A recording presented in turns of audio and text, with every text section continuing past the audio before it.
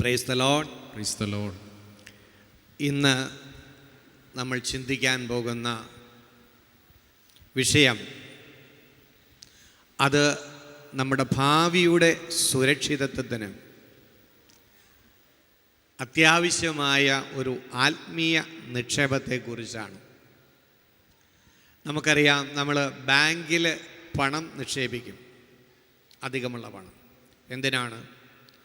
ഇപ്പോഴത് ആവശ്യമില്ലായിരിക്കും, നാളെ നമുക്ക് ഒരാവശ്യം വരും. ആ ആവശ്യം വരുമ്പോൾ ഉപയോഗിക്കുവാൻ വേണ്ടിയാണ് നമ്മൾ പണം ബാങ്കുകളിലൊക്കെ നിക്ഷേപിക്കുക. അതുപോലെ മെഡിക്കൽ ഇൻഷുറൻസുകളുണ്ട്, വാഹന ഇൻഷുറൻസുകളൊക്കെ ഉണ്ട്. ഇതൊക്കെ എന്തിനു ചെയ്യുന്നത്? നാളെ അപകടമുണ്ടായാൽ, പെട്ടെന്ന് രോഗമുണ്ടായാൽ, ഒരു പ്രതിസന്ധി ഉണ്ടായാൽ ആ സമയത്ത് ഉപകാരപ്പെടണം, സഹായമായി തീരണം. അതുകൊണ്ടാണ് നമ്മൾ ഇൻഷുറൻസിലൊക്കെ പണം നിക്ഷേപിക്കുന്നത്. പക്ഷെ നമുക്കറിയാം, അങ്ങനെയൊക്കെ നിക്ഷേപിച്ച ചില ബാങ്കുകളൊക്കെ പൊട്ടി പലരുടെയും കണക്കുകൂട്ടലൊക്കെ തെറ്റിപ്പോയിട്ടുണ്ട്. എന്നാൽ ഒരിക്കലും കണക്കുകൂട്ടലുകൾ തെറ്റിപ്പോകാത്ത ഏറ്റവും ഉറപ്പുള്ള ഒരു നിക്ഷേപമുണ്ട്. ആ നിക്ഷേപത്തെക്കുറിച്ച് ബൈബിളിൽ ഇങ്ങനെയാണ് പറയുന്നത്. പ്രഭാഷകൻ്റെ പുസ്തകത്തിൽ 29-ാമത്തെ അധ്യായം 12-13 വചനങ്ങൾ. ദാനധർമ്മം ആയിരിക്കട്ടെ നിന്റെ നിക്ഷേപം, എല്ലാ തിന്മകളിൽ നിന്നും അത് നിന്നെ രക്ഷിക്കും.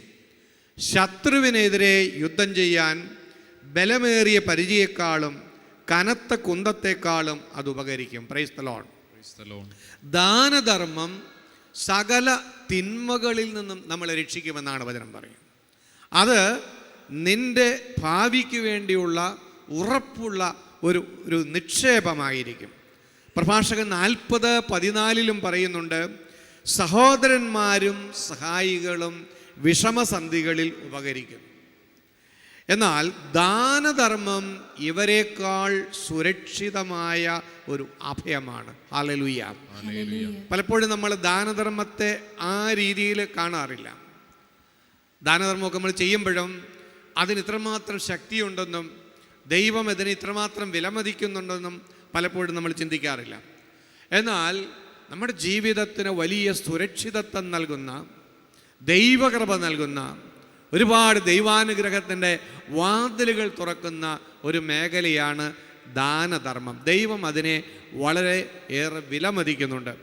തോബിത്തിൻ്റെ പുസ്തകം 14-ാം അധ്യായം 10 മുതലുള്ള വചനങ്ങളിലെ തോബിത്ത് പറയുന്നൊരു കാര്യമുണ്ട്.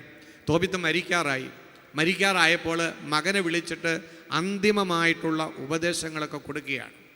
ആ ഉപദേശങ്ങളിൽ ദാനധർമ്മം ചെയ്യേണ്ടതിൻ്റെ ആവശ്യകതയൊക്കെ മകനെ പറഞ്ഞ് കേൾപ്പിക്കുന്നുണ്ട്. എന്നിട്ട് ഒരു ഉദാഹരണവും കൂടി പറയുകയാണ്. തോബിത്ത് പറയുന്നു, അഹീക്കാർ ദാനധർമ്മം നൽകി അങ്ങനെ നാദാബ് ഒരുക്കിയ കെണിയിൽ നിന്ന് രക്ഷപ്പെട്ടു. നാദാബ് തന്നെ ആ കെണിയിൽ വീണ് നശിച്ചു. ആകയാൽ മക്കളെ, ദാനധർമ്മം എന്തു നേടുന്നുവെന്നും നീതി എങ്ങനെ രക്ഷിക്കുന്നുവെന്നും ചിന്തിക്കുവിൻ. അപ്പോൾ അഹിക്കാർ എന്ന് പറയുന്ന വ്യക്തിയെക്കുറിച്ചാണ് ഉദാഹരണമായിട്ട് തോബിത്ത് പറയുന്നത്.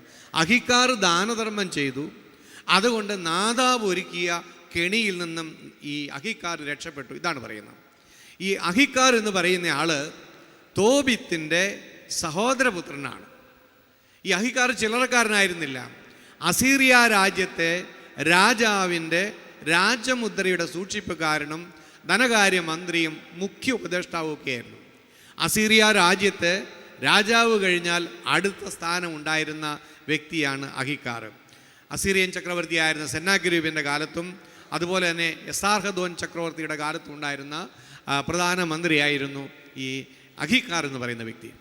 അദ്ദേഹം വലിയ ജ്ഞാനിയായിരുന്നു, വിശുദ്ധനായിരുന്നു. അദ്ദേഹത്തെക്കുറിച്ച് അറബി കഥകളിലൊക്കെ ഉണ്ട്. ഒരുപാട് മധ്യപ്രദേശത്തെ കഥകളിലൊക്കെ പുരാണങ്ങളിലും ഒക്കെ അഹിക്കാറിനെ കുറിച്ച് പറയുന്നുണ്ട്. അങ്ങനെ അഹിക്കാർ അത്രയും ഉന്നതമായ നിലകളിൽ ജീവിച്ചു. പക്ഷെ അദ്ദേഹത്തിന് ഒരു ദുഃഖം ഉണ്ടായിരുന്നു, ഒരു മകനില്ല.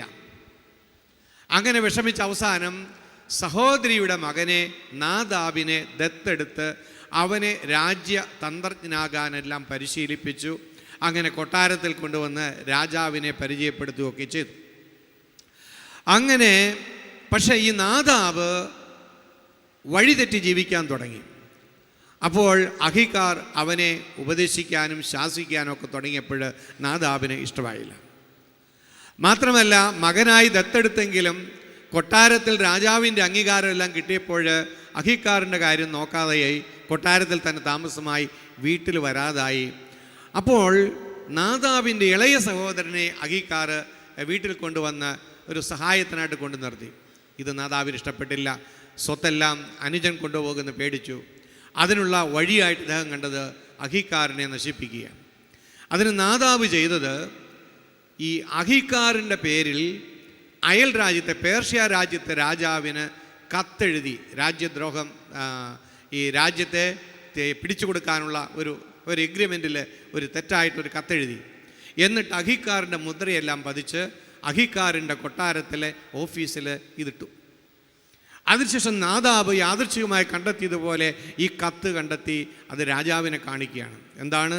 അയൽ രാജ്യത്തെ രാജ്യമായ രാജാവുമായിട്ട് ഗൂഢാലോചന നടത്തി രാജ്യം പിടിച്ചു കൊടുക്കാമെന്ന് വാക്ക് കൊടുക്കുന്ന കത്താണ്. യസോദോൻ രാജാവിന് കോപം കൊണ്ടായി അപ്പം തന്നെ ഇവനെ വധശിക്ഷയ്ക്ക് വേണ്ടി വിധിക്കുകയാണ്. അങ്ങനെ തന്നെ വളർത്തിയ അഹിക്കാറിനെ വധിക്കുവാനായിട്ട് വധിക്കുവാനുള്ള എല്ലാ സാഹചര്യങ്ങളും ഈ നാദാബ് ഒരുക്കി കൊടുക്കുന്നു. പക്ഷേ ഈ വധശിക്ഷ നടപ്പാക്കാൻ വേണ്ടി രാജാവ് നിയോഗിച്ച നെബൂഷേദേക്ക്, അദ്ദേഹം ഈ അഹിക്കാറിൻ്റെ സ്നേഹിതനാണ്. ഈ നെബൂഷേദേക്കിൻ്റെ ജീവിതത്തിൽ ഇതുപോലൊരു പ്രതിസന്ധി ഉണ്ടായപ്പോൾ അവനെ രക്ഷിച്ചത് അഹിക്കാറാണ്. അതുകൊണ്ട് അദ്ദേഹം നെബൂഖദ്നേസറിനോട് പറഞ്ഞു, ഞാൻ നിഷ്കളങ്കനാണ്, ഞാൻ ചതിക്കപ്പെട്ടതാണ്, ഞാൻ രാജദ്രോഹം ചെയ്തിട്ടില്ല, നിനക്ക് വേണ്ടി ഞാൻ പണ്ട് ചെയ്ത നന്മയോർത്ത് നീ എന്നെ രക്ഷിക്കണമെന്ന് പറയുന്നു. അപ്പോൾ വധശിക്ഷയ്ക്ക് വിധിക്കപ്പെട്ട മറ്റൊരു വ്യക്തിയുടെ ശരീരത്തിൽ അഹിക്കാറിൻ്റെ വസ്ത്രമൊക്കെ ധരിപ്പിച്ച് ആ വ്യക്തിയെ വധിക്കുകയും അങ്ങനെ അഹിക്കാറിനെ രഹസ്യത്തിൽ താമസിപ്പിക്കുകയും ചെയ്യുകയാണ്. കാലങ്ങൾ കുറേ കഴിഞ്ഞപ്പോൾ അസീറിയൻ രാജ്യവും ഈജിപ്തും തമ്മിലുള്ള വലിയ സംഘർഷം ഉണ്ടായി. പരിഹരിക്കാൻ സാധിക്കാതെ വന്നപ്പോൾ, പ്രതിസന്ധിയിലായപ്പോൾ, സഹായിക്കാൻ ആരുമില്ലാത്തപ്പോൾ രാജാവ് അഹിക്കാർ ഉണ്ടായിരുന്നെങ്കിൽ എനിക്ക് രക്ഷപ്പെടാമായിരുന്നല്ലോ എന്ന് പറഞ്ഞു. ഈ സമയത്ത് ഈ നെബൂഷേദാക്ക് ഈ കാര്യം പറഞ്ഞു, ഞാൻ അദ്ദേഹത്തെ ഒളിപ്പിച്ചിരുന്നു, അദ്ദേഹം ജീവിച്ചിരിക്കുന്നുണ്ട് എന്ന് പറഞ്ഞ് അദ്ദേഹത്തെ പുറത്തു കൊണ്ടുവരികയും അദ്ദേഹത്തെ വീണ്ടും അദ്ദേഹത്തിൻ്റെ നിഷ്കളങ്കത അദ്ദേഹം തെളിയിക്കുകയും അങ്ങനെ വീണ്ടും അദ്ദേഹം കൊട്ടാരത്തിൽ മുഖ്യമായ സ്ഥാനം അലങ്കരിക്കുകയും ചെയ്തു. നാദാബ്, ഈ തന്നെ വഞ്ചിച്ച നാദാബ് വധിക്കപ്പെടുകയും ചെയ്തു. ഇതാണ് ഈ കഥയുടെ പശ്ചാത്തലം. അപ്പോൾ നാദാബ് ചെയ്ത വഞ്ചനയിൽ നിന്ന് രക്ഷപ്പെടാനിടയായത് അദ്ദേഹം മുൻകാലങ്ങളിൽ ചെയ്ത സഹായങ്ങളും ധർമ്മങ്ങളുമാണ് എന്ന് പറഞ്ഞ് മറ്റുള്ളവരെ സഹായിക്കാൻ കിട്ടുന്ന അവസരം നഷ്ടപ്പെടുത്തരുത്, ദാനധർമ്മം ചെയ്യണമെന്ന് പറഞ്ഞ് അദ്ദേഹം ഉപദേശിക്കുകയാണ് തോബിയാസിന്. അപ്പം ഇങ്ങനെ ഒരു നിക്ഷേപമായിട്ടാണ് ദൈവത്തിൻ്റെ വചനം ദാനധർമ്മത്തെ കാണുന്നത്.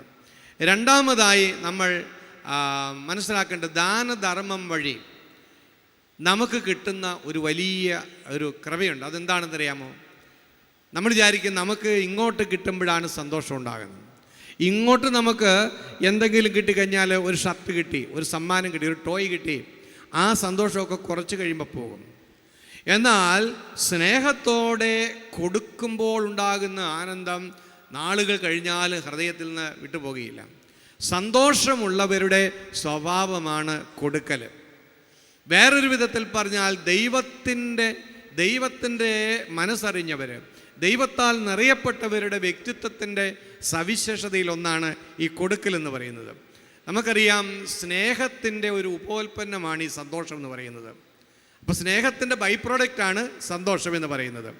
ഒരു വ്യക്തി എന്തുമാത്രം സ്നേഹത്തിൽ വളരുന്നുവോ അത്രയേറെ ആ വ്യക്തി സന്തോഷമുള്ള വ്യക്തിയായിരിക്കും.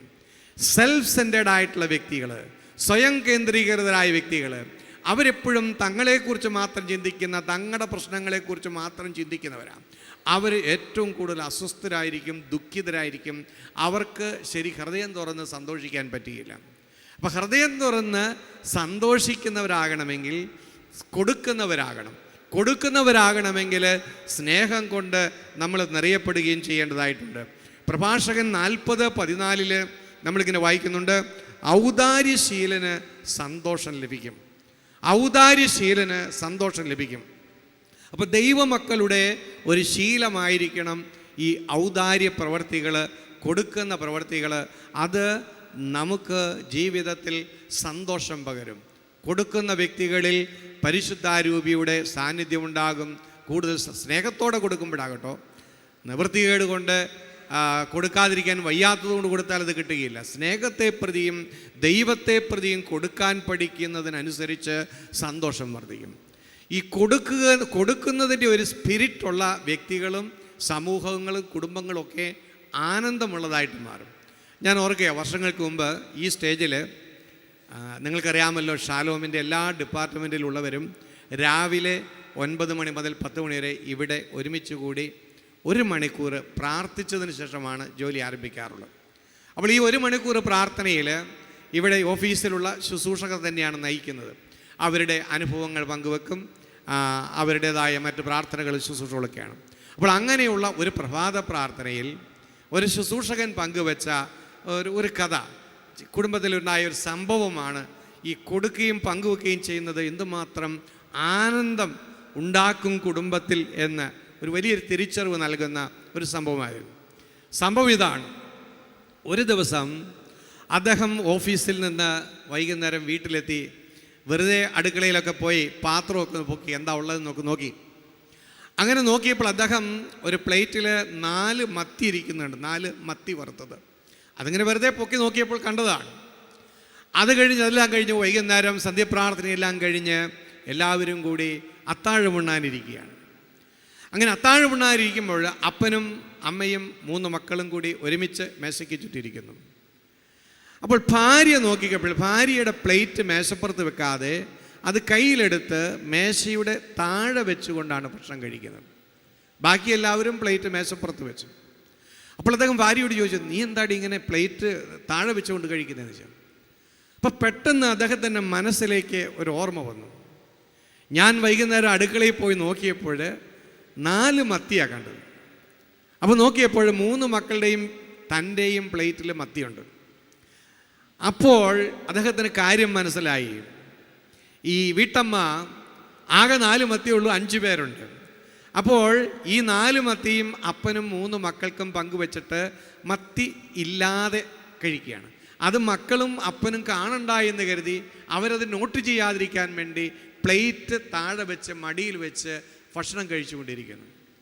അപ്പോൾ ഇത് പെട്ടെന്ന് തിരിച്ചറിഞ്ഞപ്പോൾ ഭർത്താവ് എന്ത് ചെയ്തു? തൻ്റെ കയ്യിലുള്ള മത്തിയുടെ പകുതി മുറിച്ച് ഭാര്യയുടെ പ്ലേറ്റിലേക്ക് ഇട്ട് കൊടുത്തു.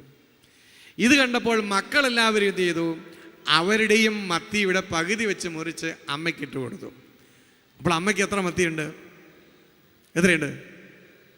4 പേരും അവരുടെ മത്തിയുടെ പകുതി വെച്ച് മുറിച്ച് മത്തിയില്ലാത്ത അമ്മയുടെ പ്ലേറ്റിലേക്ക് ഇട്ട് കൊടുത്തു.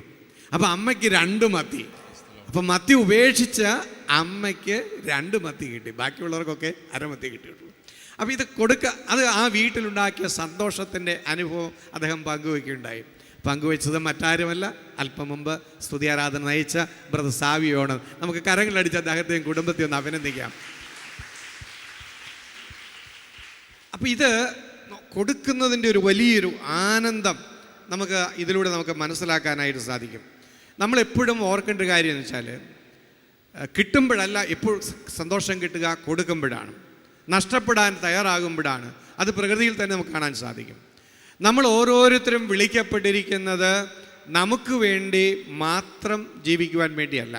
അത് പ്രകൃതിയിലേക്ക് നോക്കിയാൽ പോലും നമുക്ക് കാണാൻ സാധിക്കും. നമുക്കറിയാം, ഒരു മാവ് കുലച്ച് അത് നിറയെ മാങ്ങയുണ്ടാകുന്നു. മാവിന് വേണ്ടിയിട്ടാണോ? അല്ല. മാവിൻ്റെ വംശം നിലനിർത്താനും ഈ 100 കണക്കിന് മാങ്ങയൊന്നും ആവശ്യമില്ല. അപ്പം മാങ്ങ ഉൽപ്പാദിപ്പിക്കുന്നത് മാവിന് വേണ്ടിയല്ല, മറ്റുള്ളവർക്ക് വേണ്ടിയാണ്. ഒരു പശു പ്രസവിച്ച് പാലുണ്ടായാൽ അത് മുഴുവനും കുടിക്കുന്നത് ആ പശുവിൻ്റെ കിടാവാണോ? അല്ല. അത് വളർത്തുന്നവർക്കും മറ്റുള്ളവർക്കും കൂടെ വേണ്ടിയാണ് പാല്. അപ്പോൾ പ്രകൃതിയിലേക്ക് നോക്കുമ്പോൾ, ചുറ്റുപാടുകളിലേക്ക് നോക്കുമ്പോഴൊക്കെ നമുക്ക് കാണാൻ സാധിക്കും, ഈ ഒന്നും നമ്മൾ ഒരു വ്യക്തിക്ക് വേണ്ടി മാത്രമല്ല, തനിക്ക് വേണ്ടി മാത്രമല്ല, മറിച്ച് മറ്റുള്ളവർക്ക് വേണ്ടി കൂടിയാണ് ദൈവം നമുക്ക് നൽകുന്നത്. ഇതാണ് ഈ രാത്രിയിൽ നമ്മൾ ഓർക്കേണ്ടത്. മറ്റുള്ളവർക്ക് വേണ്ടിയാണ് ദൈവം എനിക്ക് നൽകുന്നത്, എനിക്ക് വേണ്ടി മാത്രം അല്ല.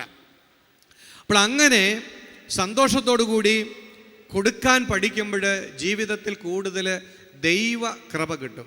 ചില വ്യക്തികളുടെ ജീവിതത്തിൽ അവരെല്ലായിടത്തുനിന്ന് സഹായം മേടിക്കുന്ന ഒരു ശൈലി ഉണ്ടാകും. പക്ഷെ കൊടുക്കാൻ അവർക്ക് അറിയില്ല. കൊടുക്കുന്നതിനെക്കുറിച്ച് അവർ ചിന്തിക്കാറില്ല. കാരണം എന്താണ്? എനിക്ക് പണമില്ല, എനിക്ക് കടമാണ്, കടത്തിൻ്റെ കൂടാണ്, എനിക്ക് എത്ര കിട്ടിയിട്ടും മതിയാകുന്നില്ല, അപ്പോൾ എനിക്കെങ്ങനെ കൊടുക്കാൻ പറ്റും? അപ്പോൾ അനേകർ പറയുന്നത് എനിക്കില്ലാത്തത് കൊണ്ടാണ് ഞാൻ കൊടുക്കാത്തത്. ഉണ്ടായിരുന്നെങ്കിൽ ഞാൻ കൊടുത്തേനെ, ലോട്ടറി അടിച്ചാൽ ഞാൻ കൊടുക്കും, കടബാധ്യത മാറിയാൽ കിട്ടും, അത് കിട്ടിയാൽ കൊടുക്കും, ഇത് കിട്ടിയാൽ കൊടുക്കും, ഇങ്ങനെയൊക്കെ പറയുന്ന വ്യക്തികളുണ്ട്. സത്യത്തിൽ ഇപ്പോൾ കൊടുക്കാൻ കഴിയാത്തവർക്ക് ഒത്തിരി കിട്ടിയാലും കൊടുക്കാൻ പറ്റിയില്ല.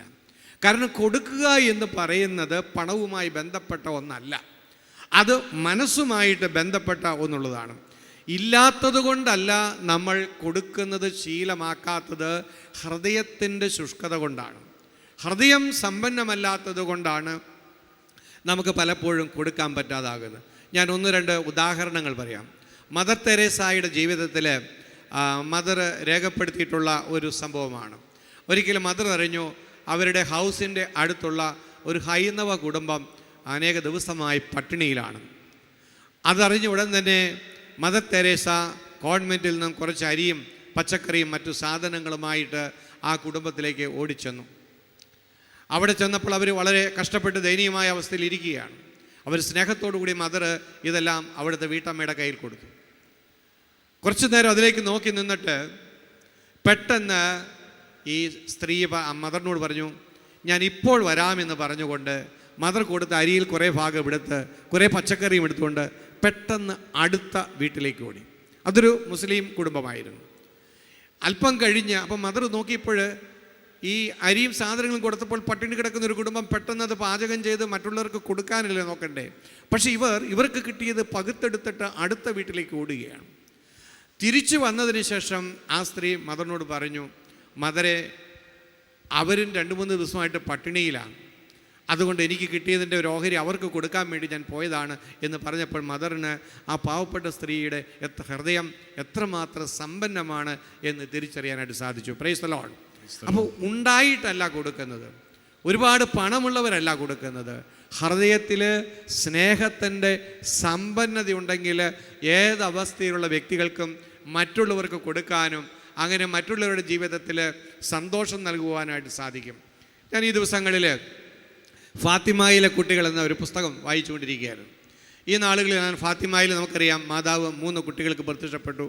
അതിൽ ജസീന്തായും ഫ്രാൻസിസ്കോയും 10-11 വയസ്സുള്ളപ്പോൾ മരിച്ചു. അവർ വിശുദ്ധരാണ്. 3-മത്തെ ഒരാൾ സിസ്റ്റർ ലൂസിയ മാത്രമാണ് 97 വയസ്സ് വരെ ജീവിച്ചിരുന്നത്. അവരെയും കഴിഞ്ഞ ആഴ്ച ധന്യയായിട്ട് നാമകരണ നടപടി തുടങ്ങിയായിരുന്നു, ധന്യയായിട്ട് പ്രഖ്യാപിച്ചു. അപ്പോൾ മാതാവ് പ്രത്യക്ഷപ്പെട്ട ഈ 3 പേരും വിശുദ്ധിയുടെ പടവുകളിലേക്ക് പോയി. അപ്പം ഞാൻ പെട്ടെന്ന് ചിന്തിച്ചു, 10-11 വയസ്സുള്ള ഈ ജസീന്തയും ഫ്രാൻസിസ്കോയും മരിച്ചു. അത്രയും ചെറിയ കുട്ടികളെ എന്തുകൊണ്ട് സഭ വിശുദ്ധരായിട്ട് പ്രഖ്യാപിച്ചു? മാതാവ് പ്രത്യക്ഷപ്പെട്ടു എന്നതിൻ്റെ പേരിൽ ഒരാൾ വിശുദ്ധരാകുമോ? അതിൻ്റെ പേരിൽ ഒരാളെ നമുക്ക് ഒരു മാതൃകയായിട്ട് സഭയ്ക്ക് ഉയർത്തിക്കാട്ടാൻ പറ്റുമോ? അപ്പം അതുകൊണ്ട് വെറുതെ അവരുടെ ജീവിതം ഒന്നോടി ഒന്ന് പഠിക്കണമെന്ന് തോന്നി എടുത്ത് വായിച്ചതാണ്. അപ്പോൾ എനിക്ക് ഒരു കാര്യം മനസ്സിലായി. ചുരുങ്ങിയ നാളുകളിലാണ് മാതാവ് പ്രത്യക്ഷപ്പെട്ടതിന് ശേഷം ഫ്രാൻസിസ്കോയും ജസീന്തായും ജീവിച്ചിരുന്നുള്ളൂ. 10-11 വയസ്സുള്ളപ്പോൾ അവർ മരിക്കുകയും ചെയ്തു. പക്ഷെ ചുരുങ്ങിയ നാളുകൊണ്ട് അവർ ക്രിസ്തീയ ജീവിതത്തിൻ്റെ വലിയൊരു മാതൃകയായിട്ട് അവർ മാറുകയാണ്. ആ കുഞ്ഞുങ്ങൾ ആ ചുരുങ്ങിയ കാലങ്ങൾ കൊണ്ട് പാപികളുടെ മാനസാന്തരത്തിന് വേണ്ടി ചെയ്ത ത്യാഗങ്ങളും പ്രാർത്ഥനകളും കണക്കില്ല. അവർ ഇടയ കുട്ടികളായിരുന്നു. ആടിനെ മേയ്ക്കാൻ പോകുമ്പോൾ ഉച്ചയ്ക്ക് കഴിക്കാനുള്ള ഭക്ഷണമൊക്കെ കൊടുത്തു വിട്ട് കഴിഞ്ഞാൽ ഇത് ദരിദ്രരായ അതിദരിദ്രരായ കുട്ടികളെ കണ്ട് അവർക്ക് ഈ ഉച്ചഭക്ഷണം കൊടുത്തിട്ട് ഇവർ പട്ടിണിക്കിരിക്കും. വിശന്ന് പൊരിയുമ്പോൾ ആ വിശപ്പ് പാപികളുടെ മാനസാന്തരത്തിന് വേണ്ടി കാഴ്ചവെക്കും. അപ്പോൾ അങ്ങനെ കൊടുക്കുന്നത് അവർക്ക് ലഹരിയായിരുന്നു. കൊടുത്തിട്ട് പട്ടിണി ഇരുന്ന് കൊണ്ട് ആ മറ്റുള്ളവർക്ക് വേണ്ടി പ്രാർത്ഥിക്കുക, ആത്മാക്കളുടെ ഇതിനു വേണ്ടി പ്രാർത്ഥിക്കുക. അപ്പം കൊടുക്കലായിരുന്നു ആ കുഞ്ഞുങ്ങളുടെ ജീവിതത്തിൻ്റെ ഒരു പ്രത്യേകതയായിട്ട് കാണാനായിട്ട് സാധിച്ചത്. പ്രിയപ്പെട്ടവരെ, കൊടുക്കാൻ നമ്മൾ പഠിക്കുമ്പോൾ, കൊടുക്കുന്നൊരു മനസ്സുള്ളപ്പോൾ, കൊടുക്കലിൻ്റെ ഒരു അരൂപിയുള്ളപ്പോൾ ജീവിതത്തിൽ ദൈവ സാന്നിധ്യവും ദൈവകൃപയെല്ലാം നമുക്ക് കൂടുതലായിട്ട് നമുക്ക് അനുഭവിക്കുവാനായിട്ട് സാധിക്കും. ഈ ഷാലോമിൻ്റെ രൂപീകരണ നാളുകളിലൊക്കെ ഒരുപാട് അത്ഭുതകരമായ കരയാൻ പോലും തോന്നുന്ന തരത്തിലുള്ള ഒരുപാട് അനുഭവങ്ങൾ കേൾക്കാനായിട്ട് ഇടയായിട്ടുണ്ട്. ഒരു ഉദാഹരണം പറയാം. ഒരിക്കൽ ഈ ഷാലോം TV ആരംഭിക്കാൻ പോവുകയാണെന്ന് അറിഞ്ഞപ്പോൾ ചങ്ങനാശ്ശേരിയിലുള്ള ഒരു സഹോദരി അവർക്ക് ഷാലോമിന് എന്തെങ്കിലും സഹായം കൊടുത്താൽ കൊള്ളാമെന്നുണ്ട്. പക്ഷെ ഭർത്താവ് സമ്മതിക്കുകയില്ല. ഭർത്താവ് അതിനനുമതി കൊടുത്തില്ല, പണം കൊടുത്തില്ല. എങ്കിലും അവരുടെ ഉള്ളിൽ ഒരാഗ്രഹം, കർത്താവിൻ്റെ ചാനൽ തുടങ്ങുന്നു, അതിൽ എനിക്ക് ഒന്നും ചെയ്യാൻ പറ്റുന്നതില്ലല്ലോ എന്നൊരു വേദന. അങ്ങനെ ഇരിക്കെ അവർ പ്രാർത്ഥിച്ചു കൊണ്ടിരുന്നു. ഏതെങ്കിലും വിധത്തിൽ ഭർത്താവിൽ നിന്ന് കുറച്ച് പൈസ മേടിച്ച് കൊടുക്കാനൊക്കെ ആയിരിക്കും കാത്തിരുന്നത്. എന്തായാലും നടന്നില്ല. അങ്ങനെ ഇരിക്കെ ഭർത്താവ് ബിസിനസ് സംബന്ധമായ ആവശ്യത്തിന് 1 മാസത്തോളം യാത്രയിലായി, വീട്ടിലില്ല. അപ്പോൾ അവർക്കൊരു ഐഡിയ തോന്നി. അവരെന്ത് ചെയ്തു? ആ 1 മാസം വീട്ടിൽ പാല് വരുത്തണ്ടായെന്ന് വിചാരിച്ചു. അങ്ങനെ പാൽ ഉപയോഗിക്കാതെ പാലിൻ്റെ പൈസ എടുത്ത് ഷാലോം TV തുടങ്ങാൻ വേണ്ടി അവരയച്ചു തന്നു. Price the lord. പ്രിയപ്പെട്ടവരെ, അപ്പോൾ അവർക്ക് കൊടുക്കാൻ മനസ്സുണ്ടായിരുന്നു. അവരുടെ കയ്യിൽ പണമില്ല, പക്ഷെ മനസ്സുണ്ടായിരുന്നു. മനസ്സുണ്ടായതുകൊണ്ട് വഴികൾ അവരുടെ ജീവിതത്തിൽ വെളിപ്പെട്ട് കിട്ടി. അവർ കൊടുക്കുകയാണ് ചെയ്തത്. ഞാൻ ഇന്നിത് ഓർക്കാൻ കാരണം, അവരുടെ ഭർത്താവ് ഇപ്പോൾ ഷാലോം ടെലിവിഷൻ്റെ ഡയറക്ടർ ബോർഡ് മെമ്പറാണ്. ഇന്നലെയാണ് കേന്ദ്ര വാർത്താ വിതരണ മന്ത്രാലയത്തിൽ നിന്നും അദ്ദേഹത്തിൻ്റെ ഡയറക്ടർ അപ്പോയിൻമെൻറ്റ് അപ്രൂവ് ചെയ്ത് കത്ത് ഇവിടെ കിട്ടിയത്. അത് വായിച്ചത് ഓർന്നുകൊണ്ടാണ് പറയുന്നത്. Price the Lord. അപ്പോൾ ആ സഹോദരി വർഷങ്ങൾക്ക് മുമ്പ് നടത്തിയ ഒരു ത്യാഗം, ഈശോയ്ക്ക് വേണ്ടി ചെയ്ത ത്യാഗം, അത് സ്വർഗം എന്തുമാത്രം വിലമതിച്ചു, അവരുടെ ജീവിതത്തിൽ എന്തുമാത്രം കൃപ കൊടുത്തു എന്നതിൻ്റെ ഒരു ഉദാഹരണമാണ് നമുക്ക് കാണാൻ സാധിക്കുക. കുറച്ച് നാൾ മുമ്പ് ഒരു പെൺകുട്ടി അവളുടെ ജീവിതത്തിലെ ഒത്തിരി വേദനയും സന്തോഷവും നിറഞ്ഞ ഒരനുഭവം പങ്കുവച്ചു. അവളുടെ അപ്പൻ ഉപേക്ഷിച്ചു പോയി. അമ്മ കൂലിപ്പണിയെടുത്താണ് പഠിപ്പിച്ചത്. അങ്ങനെ നേഴ്സിംഗ് പഠിക്കാൻ ബാംഗ്ലൂർ പോയി. അവിടെ ബാങ്കിൽ നിന്ന് ലോണൊക്കെ എടുത്ത് ഫീസൊക്കെ കൊടുത്തുവെങ്കിലും പല മാസങ്ങളിലും ഹോസ്റ്റൽ ഫീസ് അടയ്ക്കാൻ പറ്റുന്നില്ല. ഈ മെസ് ഫീസ് കൊടുക്കാൻ പറ്റാതെ വിഷമിച്ചു. അപ്പോൾ അങ്ങനെ വരുമ്പോൾ ഇവൾക്ക് MS ഹാളിൽ പോയി ഭക്ഷണം കഴിക്കാൻ നാണക്കേടാണ്. അവൾ പലപ്പോഴും തലവേദനയാണെന്ന് പറഞ്ഞ് വരികയില്ല. അപ്പോൾ കുറച്ച് കഴിഞ്ഞപ്പോൾ അവളുടെ റൂംമേറ്റ്സ് കാര്യം മനസ്സിലാക്കി. ഇവളുടെ സാമ്പത്തിക ബുദ്ധിമുട്ട് കൊണ്ട്, മെസ് ഫീസ് അടയ്ക്കാത്തത് കൊണ്ട്, അതിൻ്റെ വേദന കൊണ്ട്, അപമാനഭാരം കൊണ്ടുമാണ് ഇവൾ പലപ്പോഴും ഭക്ഷണം ഉപേക്ഷിക്കുന്നത് എന്നവർ തിരിച്ചറിഞ്ഞു. അവരൊന്നും അറിയാതെ അവർ 3-4 പേർ ആലോചിച്ചു എന്ത് ചെയ്യാൻ പറ്റും. അങ്ങനെ അവർ പറഞ്ഞു, അവരിൽ ഒരാൾ പറഞ്ഞു, എടി നമ്മുടെ ഒരു ചുരിദാർ മേടിക്കണ്ട എന്ന് വെച്ചാൽ, അങ്ങനെ നമ്മൾ 4 പേരും കൂടി വിചാരിച്ചാൽ ഇവളുടെ ഫീസ് കൊടുക്കാൻ പറ്റില്ലേ? അങ്ങനെ ആരും അറിയാതെ ഇവർ ഈ 4 കൂട്ടുകാരികൾ കൂടി എല്ലാ മാസവും ഇവരുടെ ഫീസ് അടച്ചുകൊണ്ടിരുന്നു. അങ്ങനെയാണ് അവരുടെ പഠനം പൂർത്തീകരിച്ചതെന്ന് ആ കുട്ടികൾ പറയുകയായിരുന്നു. അവർക്ക് പണം ഉണ്ടായിട്ടൊന്നുമല്ല, പക്ഷേ അവർക്ക് മനസ്സുണ്ടായപ്പോൾ, കൂടെയുള്ളവരെല്ലാവരുള്ള വേദനയിൽ മനസ്സലിഞ്ഞപ്പോൾ മാർഗങ്ങൾ അവരുടെ മുമ്പിൽ ഉണ്ടാകുകയാണ്. ഇതുപോലെ ദൈവസ്നേഹത്തിൻ്റെ കവിഞ്ഞൊഴുക്കലുകൾ നമ്മുടെ ഹൃദയത്തിൽ നിന്ന്, ജീവിതത്തിൽ നിന്ന് പുറപ്പെടണം. എന്നാലാണ് സമൂഹത്തിലും സഭയിലുമൊക്കെ വലിയ മാറ്റങ്ങൾ സൃഷ്ടിക്കുവാനായിട്ട് നമുക്ക് സാധിക്കുക. നമ്മൾ കൊടുക്കുന്ന എമൗണ്ടുമായിട്ട് ബന്ധപ്പെട്ട കാര്യമല്ല അത്, ഒത്തിരി പണം കൊടുക്കുന്നതുമായിട്ട് ബന്ധപ്പെട്ടല്ല കാര്യം, മറിച്ച് ഒരു സ്നേഹത്തിൻ്റെ ഒരു ഹൃദയം നമ്മളിൽ രൂപപ്പെട്ടു വരുന്നതിനെക്കുറിച്ചുള്ളതാണ്. നമുക്കറിയാം, വിധവയുടെ ചെല്ലിക്കാശിനെക്കുറിച്ച് മർക്കോസിൻ്റെ സുവിശേഷത്തിൽ 12-ാം അധ്യായത്തിൽ 14-ാമത്തെ വചനം മുതൽ ഈശോ പറയുന്നുണ്ട്. ഈശോ നോക്കിയപ്പോൾ ധനവാന്മാരായ മനുഷ്യർ ഒരുപാട് വലിയ തുട്ടുകളൊക്കെ ഇട്ടെങ്കിലും ഈശോയുടെ കണ്ണിൽപ്പെട്ടത് വിധവയുടെ ചെമ്പുകാശാണ്. കാരണം അത് അവളുടെ ഹൃദയത്തിൽ നിന്ന് അവൾ കൊടുത്തത്. അപ്പോൾ ദൈവം പരിഗണിക്കുന്നത് കൊടുക്കുന്ന എമൗണ്ടിനെയല്ല, മറിച്ച് കൊടുക്കുന്ന മനസ്സിനെയാണ്. അപ്പോൾ എമൗണ്ടിനേക്കാളേറെ ഈ കൊടുക്കുന്ന മനസ്സുണ്ടെങ്കിൽ, സ്നേഹത്തോടെ കൊടുക്കുന്നുവെങ്കിൽ സ്വർഗം അത് കാണും, ഈശോ അത് കാണും. ഈശോ അതിന് മാർക്കിടും, അതിന് പ്രതിഫലം നൽകും എന്നുള്ളത് വളരെ ഉറപ്പാണ്. ഞാൻ പൗലോസ് കൊരിന്തോസുകാർക്ക് ലേഖനത്തിൽ 2-ാമത്തെ അധ്യായത്തിൽ 8-12 നമ്മളിങ്ങനെ വായിക്കുന്നുണ്ട്. താല്പര്യത്തോടെയാണ് നൽകുന്നതെങ്കിൽ ഒരുവൻ്റെ കഴിവനുസരിച്ചുള്ള ദാനം ദൈവം സ്വീകരിക്കും, കഴിവില്ലായ്മ കണക്കാക്കേണ്ടതില്ല. ഈ ഷാലോം TV രൂപപ്പെടുത്തുന്ന നാളുകളിൽ എനിക്ക് കിട്ടിയ, എൻ്റെ ഹൃദയത്തെ സ്പർശിച്ച, ഞാൻ ഏറ്റവും ഏറെ വിലമതിക്കുന്ന ഒരു സംഭാവനയുണ്ട്. ഞാനത് പ്രലോഭനങ്ങളെ വിട എന്ന പുസ്തകത്തിൽ എഴുതിയിട്ടുണ്ട്. എന്നാൽ വായിക്കാത്തവരും കൂടി ഉള്ളത് കൊണ്ട് പങ്കുവെക്കുകയാണ്. ഞാനൊരിക്കൽ പാലാ രൂപതയുടെ ബൈബിൾ കൺവെൻഷനിൽ പ്രസംഗിക്കാൻ പോയി. പ്രസംഗത്തിൻ്റെ സമയത്ത് അവിടുത്തെ അച്ഛന്മാർ പറഞ്ഞു, ഈ ഷാലോം ടി വിയുടെ സാമ്പത്തിക കാര്യങ്ങൾ എങ്ങനെയാണ് ഇതിനുള്ള സമ്പത്ത് സമാഹരിച്ചത്, എങ്ങനെയാണ് ഈ കുഗ്രാമത്തിൽ നിന്ന് ഇങ്ങനൊരു ടി വി ചാനൽ രൂപം കൊണ്ടത്, ഇത് ഒന്ന് പങ്കുവെക്കാവോ എന്ന് ചോദിച്ചു. അപ്പോൾ അങ്ങനെ ഞാൻ ഒരുപാട് കാര്യങ്ങൾ ഉദാഹരണങ്ങളൊക്കെ പറഞ്ഞു. ഇപ്പോൾ ഒരു ഉദാഹരണം പറഞ്ഞത് കുറവലങ്ങാട്ട് നിന്നുള്ള ഒരു ആങ്ങളയുടെയും പെങ്ങളുടെയും കഥയാണ് പറഞ്ഞത്. 6ലും 7ലും പഠിക്കുന്ന ഈ കൊച്ചുകുട്ടികൾ അവർ സ്കൂളിൽ പോയിക്കൊണ്ടിരുന്ന ജീപ്പിലായിരുന്നു.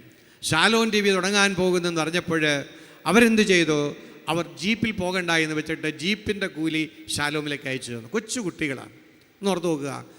ഇങ്ങനെയുള്ള ഉദാഹരണങ്ങളൊക്കെ പറഞ്ഞ് പ്രസംഗമെല്ലാം അവസാനിപ്പിച്ച് ഞാൻ സ്റ്റേജിൽ നിന്ന് താഴോട്ടിറങ്ങി. കാറ് കിടക്കുന്നിടത്തേക്ക് പോകുന്ന സമയത്ത് ഈ ഗ്രൗണ്ടിൽ ഫ്രണ്ട് റോയിലിരുന്ന ആ കുട്ടികളാണ് മുഴുവൻ ഇരിക്കുന്നത്, തറയിലിരിക്കുകയാണ്. ആ കൂട്ടത്തിൽ നിന്ന് പെട്ടെന്ന് 4-5 വയസ്സുള്ള ഒരു കുട്ടി എൻ്റെ അടുത്തേക്ക് ഓടി വന്നു. ഞാനങ്ങനെ നോക്കി നിന്നപ്പോഴത്തേക്കും പെട്ടെന്ന് ആ കുട്ടി എന്തോ എൻ്റെ കയ്യിലേക്ക് നീട്ടി. ഞാൻ നോക്കിയൊക്കെ കഴിഞ്ഞപ്പോൾ ഒരു 5 രൂപ നാണയത്തൊട്ടാണ്. ജനക്കൂട്ടം എല്ലാം ഇങ്ങനെ നോക്കിയിരിക്കുകയാണ്. അതിൻ്റെ ഇടയിലാണ് ഈ കൊച്ചി 5 രൂപ എനിക്ക് കൊണ്ടിരുന്നത്. എനിക്ക് ഒരേ സമയത്ത് ഒരു വൈക്ലബ്യമൊക്കെ തോന്നി മേടിക്കാനൊക്കെ. പക്ഷേ സന്തോഷത്തോടെ ഞാനത് പിന്നീട് വാങ്ങി. കുട്ടിയുടെ പേരൊക്കെ ചോദിക്കുന്നതിന് മുമ്പ് കുട്ടി തിരിച്ചു ഓടി കുട്ടികളുടെ ഇടയിൽ മറിയുകയും ചെയ്തു. പ്രിയപ്പെട്ടവരെ, എൻ്റെ മനസ്സിൽ ഇപ്പോഴും നിറഞ്ഞു നിൽക്കുക, 5 വയസ്സുള്ളൊരു കുട്ടി മാതാപിതാക്കളുടെ അടുത്തൊന്നും അല്ല ഇരുന്നത്, ആരും പറഞ്ഞു കൊടുത്തിട്ടല്ല, കുട്ടികൾ മാത്രം ഇരിക്കുന്ന സ്ഥലത്തു നിന്നാണ് ഈ കുട്ടി ഓടി വന്നത്. അപ്പോൾ ഞാൻ പറഞ്ഞുകൊണ്ടിരുന്നത് ആ കുട്ടി ശ്രദ്ധിച്ചിരുന്നു. നോക്കണം, ആ കുട്ടിയുടെ കയ്യിലുള്ള 5 രൂപ ഒരുപക്ഷെ മിഠായി മേടിക്കാനൊക്കെ കയ്യിൽ വെച്ചതായിരിക്കാം. പക്ഷെ ആ കൊച്ച് ആ 5 രൂപ നാണയത്തൊട്ട് ഓടി വന്ന് എൻ്റെ കയ്യിലേക്ക് തരികയായിരുന്നു. എനിക്ക് ആ കുട്ടിയുടെ പേരൊക്കെ ചോദിക്കുന്നതിന് മുമ്പ് ആ കുട്ടി തിരിച്ചു പോയി. ഇപ്പോഴും ആഗ്രഹമുണ്ട് ആ കുട്ടിയൊന്ന് കണ്ടിരുന്നെങ്കിൽ, അതാരാണെന്ന് മനസ്സിലാക്കാൻ പറ്റിയിരുന്നെങ്കിൽ. എന്തായാലും 5 വയസ്സുള്ള ആ കൊച്ചിൻ്റെ ഹൃദയത്തിൻ്റെ സമ്പന്നത ഞാൻ ഇന്നും ഓർക്കുകയാണ്. നമുക്ക് ഈ രാത്രിയിൽ ചിലപ്പോൾ ഈ ടി വിയുടെ മുമ്പിലൊക്കെ ഇരുന്ന് ഈ നൈറ്റ് വിജിൽ അവർ പങ്കെടുക്കുന്നുണ്ടായിരിക്കാം. നമുക്ക് കരങ്ങളടിച്ച് ആ കുട്ടിയൊന്ന് അഭിനന്ദിക്കാം. Praise the Lord.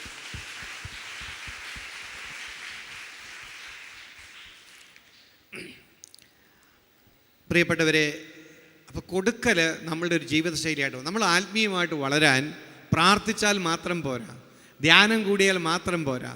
നമ്മളുടെ ജീവിതത്തിൽ ദൈവത്തിൻ്റെ ഒരു സ്വഭാവമാണ് ഈ കൊടുക്കുക എന്നുള്ളത്. കൊടുക്കുന്ന ഒരരൂപി ഉണ്ടാകുക, ഇന്നയാൾക്ക് കൊടുക്കാനോ എന്തിനെങ്കിലും കൊടുക്കാനല്ല, മറിച്ച് ജീവിതം മുഴുവനിലും പങ്കുവെക്കുന്നതിൻ്റെ ഒരു ആനന്ദം അനുഭവിക്കുന്നതിനായിട്ട് മാറണം. പങ്കുവെക്കാൻ കിട്ടുന്ന അവസരങ്ങളൊരു തടസ്സമായിട്ടോ നഷ്ടമായിട്ടോ കഷ്ടമായിട്ടോ തോന്നാതെ അവിടെയെല്ലാം സന്തോഷത്തോടുകൂടി കൊടുക്കുന്ന ഒരു ജീവിതശൈലി ഈശോയെ പ്രതി നമ്മൾ രൂപപ്പെടുത്തുമ്പോൾ അത് നമ്മുടെ ജീവിതത്തിൽ ഒത്തിരി വലിയ സന്തോഷമുണ്ടാകും, വളർച്ചയുണ്ടാകും, ദൈവകൃപയുണ്ടാകും എന്നുള്ളത് തീർച്ചയാണ്. അപ്പം അതുകൊണ്ട് സന്തോഷത്തോടുകൂടി കൊടുക്കാൻ നമ്മൾ പഠിക്കണം. എല്ലാവരും കൊടുക്കുന്നു, കൊടുത്തില്ലെങ്കിൽ മോശമാണല്ലോ, അല്ലെങ്കിൽ അങ്ങനെയൊക്കെയുള്ള ചിന്ത കൊണ്ടല്ല കൊടുക്കണം, മറിച്ച് കൊടുക്കുന്നത് എപ്പോഴും സന്തോഷത്തോടെ കൊടുക്കണം. സന്തോഷമില്ലാതെ കൊടുത്താൽ പണവും പോയി, മനസ്സമാധാനവും പോയി, സന്തോഷവും പോയി. അപ്പം അതുകൊണ്ട് അങ്ങനെ കൊടുക്കണമെങ്കിൽ നമുക്ക് ഈ തിരിച്ചറിവ് വേണം. ദൈവം നമുക്ക് തരുന്നത് കൊടുക്കാൻ വേണ്ടിയാണ്, പങ്കുവെക്കാൻ വേണ്ടിയാണ്. അതാണ് ദൈവം ആഗ്രഹിക്കുന്നത്. ഞാൻ ഏറ്റവും കൂടുതൽ ഇപ്പോഴും ഓർക്കുന്നു, ഈ കൊടുക്കുന്നതിൻ്റെ സന്തോഷം അനുഭവിക്കുന്ന ഒരുപാട് മനുഷ്യരെ കണ്ടിട്ടുണ്ട്. ഷാലോം ആരംഭിച്ച കാലഘട്ടത്തിൽ കുളത്തുവയലിൽ ആ തെങ്ങും പറമ്പിൽ ഒരു പ്രാർത്ഥനാ ശുശ്രൂഷ നടക്കുന്ന കാലഘട്ടത്തിൽ ഷാലോം മാസിക ആരംഭിച്ചിട്ടുള്ളൂ.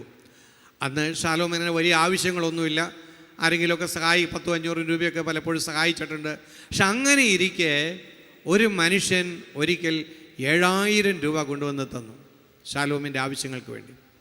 ആ 7000 രൂപ ഉപയോഗിച്ചാണ് ഷാലോമിൻ്റെ ഓഫീസിൽ ആദ്യമായിട്ട് ഒരു ടൈപ്പ് റൈറ്റർ, അന്ന് കമ്പ്യൂട്ടറിൻ്റെ ആവശ്യമൊന്നും ആയിട്ടില്ല, ഒരു ടൈപ്പ് റൈറ്റർ വാങ്ങുന്നത്.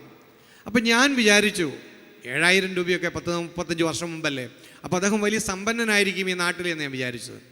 കുറേ കാലം കഴിഞ്ഞപ്പോൾ ഒരു യാത്രയ്ക്കിടയിൽ അദ്ദേഹത്തിൻ്റെ വീടിൻ്റെ അടുത്തൂടെ പോകാനിടയായി. അദ്ദേഹത്തെ കണ്ടുമുട്ടി. അദ്ദേഹം എന്നെ വീട്ടിലേക്ക് വിളിച്ചു. വീട് കണ്ടപ്പോൾ ഞാൻ ഞെട്ടിപ്പോയി. ഞാൻ വലിയ സമ്പന്നനായിരിക്കും, ഈ 7000 രൂപ തന്ന സഹോദരൻ എന്ന് വിചാരിച്ചു. നോക്കിയപ്പോൾ മൺകട്ടകൾ കൊണ്ട് പണിത ഒരു വീട്, ജനലൊന്നും ഇല്ല, അതൊക്കെ കടലാസ് പ്ലാസ്റ്റിക് വെച്ചിട്ട് ഒട്ടിച്ചിരിക്കുകയാണ്. അപ്പോൾ അങ്ങനെയുള്ള ഒരു വീടാണ് അദ്ദേഹത്തിനുള്ളത്. അപ്പോൾ ഇങ്ങനെയുള്ളൊരു സഹോദരനാണ് ഷാലോമിന് വേണ്ടി 7000 രൂപ നൽകിയെന്നത് എന്നെ അത്ഭുതപ്പെടുത്തി. അപ്പോൾ ഞാൻ അദ്ദേഹത്തോട് പറഞ്ഞു, ഷാലോമിന് കിട്ടിയ ഏറ്റവും വലിയ സംഭാവനയാണ് ഇതെന്നൊക്കെ പറഞ്ഞപ്പോൾ അദ്ദേഹം പറയുകയാണ്, എൻ്റെ ബ്രദറെ, കർത്താവ് എന്തോരോ എനിക്ക് തരുന്നത്, എനിക്ക് ആരോഗ്യം തരുന്നില്ലേ, ആരോഗ്യമുള്ളത് കൊണ്ടല്ലേ എനിക്ക് ജോലി ചെയ്യാൻ പറ്റുന്നത്, എനിക്ക് മക്കളെ തന്നില്ലേ, അവർ പഠിക്കുന്നില്ലേ, ബുദ്ധിയില്ലേ, അതെല്ലാം പോസിറ്റീവ്, എനിക്കെല്ലാം ഉണ്ട്, എൻ്റെ ദൈവം തരിക. അങ്ങനെ എനിക്ക് കർത്താവിന് ഇനി കൊടുക്കണം. ഞാൻ ജോലി ചെയ്യുമ്പോഴെല്ലാം കർത്താവിന് പ്രാർത്ഥിക്കും, കർത്താവെ നിനക്ക് വേണ്ടി കൂടുതൽ നൽകാൻ എനിക്ക് കൂടുതൽ നൽകണം എന്നാ ഞാൻ പ്രാർത്ഥിക്കാറുള്ളത് എന്ന് ആ മനുഷ്യൻ പറയാറുണ്ടായി. പ്രിയപ്പെട്ടവരെ, കാലങ്ങൾ കഴിഞ്ഞ് ഞാൻ ആ മനുഷ്യനെ പിന്നീട് കാണുമ്പോൾ അദ്ദേഹത്തെ ദൈവം ഒരുപാട് അനുഗ്രഹിച്ചു. അദ്ദേഹത്തിൻ്റെ കുടുംബം സാമ്പത്തികമായിട്ട് അനുഗ്രഹിക്കപ്പെട്ടു, മക്കൾ ഒരുപാട് അനുഗ്രഹിക്കപ്പെട്ടു. അദ്ദേഹം ഇന്നും സന്തോഷത്തോടെ കൊടുത്തുകൊണ്ടിരിക്കുന്നൊരു മനുഷ്യനാണ്. കൊടുക്കുന്നവരെല്ലാം, സന്തോഷത്തോടെ കൊടുക്കുന്നവരെല്ലാം ഐശ്വര്യപ്പെടുന്നതായിട്ട് കാണുന്നുണ്ട്. നമ്മൾ വിചാരിക്കും കൂട്ടിവെച്ചാലാണ്, ഒന്നും ആർക്കും കൊടുക്കാതിരിക്കുമ്പോഴാണ് നമ്മൾ വളരുന്നത്. അല്ല, പങ്കുവെക്കുന്നവർക്കാണ് ദൈവം കൂടുതൽ കൊടുക്കുന്നത്. എന്തിനാണ്? ഇവന് കൊടുത്താൽ അത് സമൂഹത്തിന് പ്രയോജനമുണ്ടാകും, ഇവന് കൂടുതൽ കൊടുത്താൽ അത് വീട്ടുകാർക്ക് പ്രയോജനമുണ്ടാകും. ഒന്നും ആർക്കും കൊടുക്കാതെ തനിക്ക് വേണ്ടി മാത്രം ജീവിക്കുന്നവന് കൂടുതൽ കൊടുത്തിട്ട് എന്താ കാര്യം? അപ്പോൾ ദൈവം കൂടുതൽ നൽകുന്നത് കൂടുതൽ നൽകാൻ മനസ്സുള്ളവരെയാണ്. നമുക്ക് പലപ്പോഴും ഒരു തെറ്റിദ്ധാരണയുണ്ട്. അപ്പോൾ ദൈവം നമ്മളെ പലപ്പോഴും അനുഗ്രഹിക്കുന്നതിന് തടസ്സമായിട്ട് നിൽക്കുന്നത് കൊടുക്കുവാൻ തയ്യാറില്ലാത്ത ഈ അടച്ചുപൂട്ടിയ മനസ്സാണ്. ചിലപ്പോഴൊക്കെ നമ്മൾ ഒത്തിരി പ്രാർത്ഥിച്ചിട്ടും ചില മേഖലകളിൽ ഒരു തുറവി കിട്ടാത്തതിൻ്റെ കാരണം നമ്മുടെ മനസ്സിൽ ഒരു മാറ്റം വരാൻ ദൈവം കാത്തിരിക്കുന്നത് ആയിക്കൂടായില്ല. ഈ അടുത്ത നാളുകളിൽ പത്രത്തിലൊരു വാർത്ത വായിച്ചു. ഇന്ത്യയിലെ പ്രധാനപ്പെട്ട ഒരു പൊതുമേഖലാ ബാങ്കിൽ അവകാശികളില്ലാതെ ആയിരക്കണക്കിന് കോടി രൂപ കെട്ടിക്കിടക്കുന്നു. ഒന്ന് ഓർത്തു നോക്കി, അവകാശികളില്ലാതെ ആയിരക്കണക്കിന് കോടി രൂപ. കാരണം എന്താ? ഇപ്പം നോമിനേഷൻ ഫെസിലിറ്റിയൊക്കെ ഉണ്ട്. പഴയ കാലത്തൊക്കെ കാർന്നന്മാർ സ്വകാര്യമായിട്ട് വീട്ടുകാരോട് പറയും, മക്കളും ഭാര്യയും ഒന്നും അറിയാതെ പലരും സമ്പത്തുണ്ടാക്കി ബാങ്കുകളിൽ ഡിപ്പോസിറ്റ് ചെയ്തു. മക്കൾക്കും ഭാര്യയ്ക്കൊന്നും അതിനെക്കുറിച്ച് അറിവില്ല. വയസ്സുകാലത്ത് ഉപയോഗിക്കാമെന്നൊക്കെ വിചാരിച്ചു, പക്ഷെ പെട്ടെന്ന് മരിച്ചുപോയി, പറയാൻ പറ്റിയില്ല, റെക്കോർഡുകളൊന്നുമില്ല, ഒക്കെ നഷ്ടപ്പെട്ടു പോയി കാണും. അങ്ങനെ പഴയ തലമുറകൾ സൂക്ഷിച്ചു വെച്ചിരുന്ന ആയിരക്കണക്കിന് കോടി രൂപ അവരുടെ മക്കൾക്കും കുടുംബത്തിനും ഒന്നും മനസ്സിലാകാത്തത് കൊണ്ട് ഇപ്പോൾ സർക്കാരിലേക്ക് ഇടുകയാണ്. ഓർത്ത് നോക്കുക. അപ്പോൾ ഇത് കൂട്ടിവെക്കുന്നത് കൊണ്ടൊന്നും കാര്യമില്ല. അപ്പോൾ ഭോഷനായ ധനികനെക്കുറിച്ച് ലൂക്കായുടെ സുവിശേഷത്തിൽ 12-ാമത്തെ അധ്യായത്തിൽ 21-ാമത്തെ വചനം നമ്മൾ പറയുന്നുണ്ട്. അവിടെ രാത്രിയിൽ ചിന്തിക്കുകയാണ്, ഞാൻ എൻ്റെ അറപ്പുരകൾ വലുതാക്കി എൻ്റെ സമൃദ്ധിയായ വിളവെല്ലാം സൂക്ഷിച്ചു വെച്ച് എൻ്റെ ആത്മാവിനോട് പറയും, നീ ജീവിതകാലം മുഴുവൻ തിന്നുക, കുടിക്കുക, ആസ്വദിക്കുക. ആ പോഷനായ മനുഷ്യനോട് ദൈവം പറയുകയാണ്, ഇന്ന് രാത്രിയിൽ നിൻ്റെ ആത്മാവിനെ ഞാൻ തിരിച്ചു വിളിച്ചാൽ നീ സൂക്ഷിച്ചു വെച്ചിരിക്കുന്നത് ആർക്ക് പോകുമെന്ന് ചിന്തിക്കാൻ ദൈവത്തിൻ്റെ വചനം പറയുകയാണ്.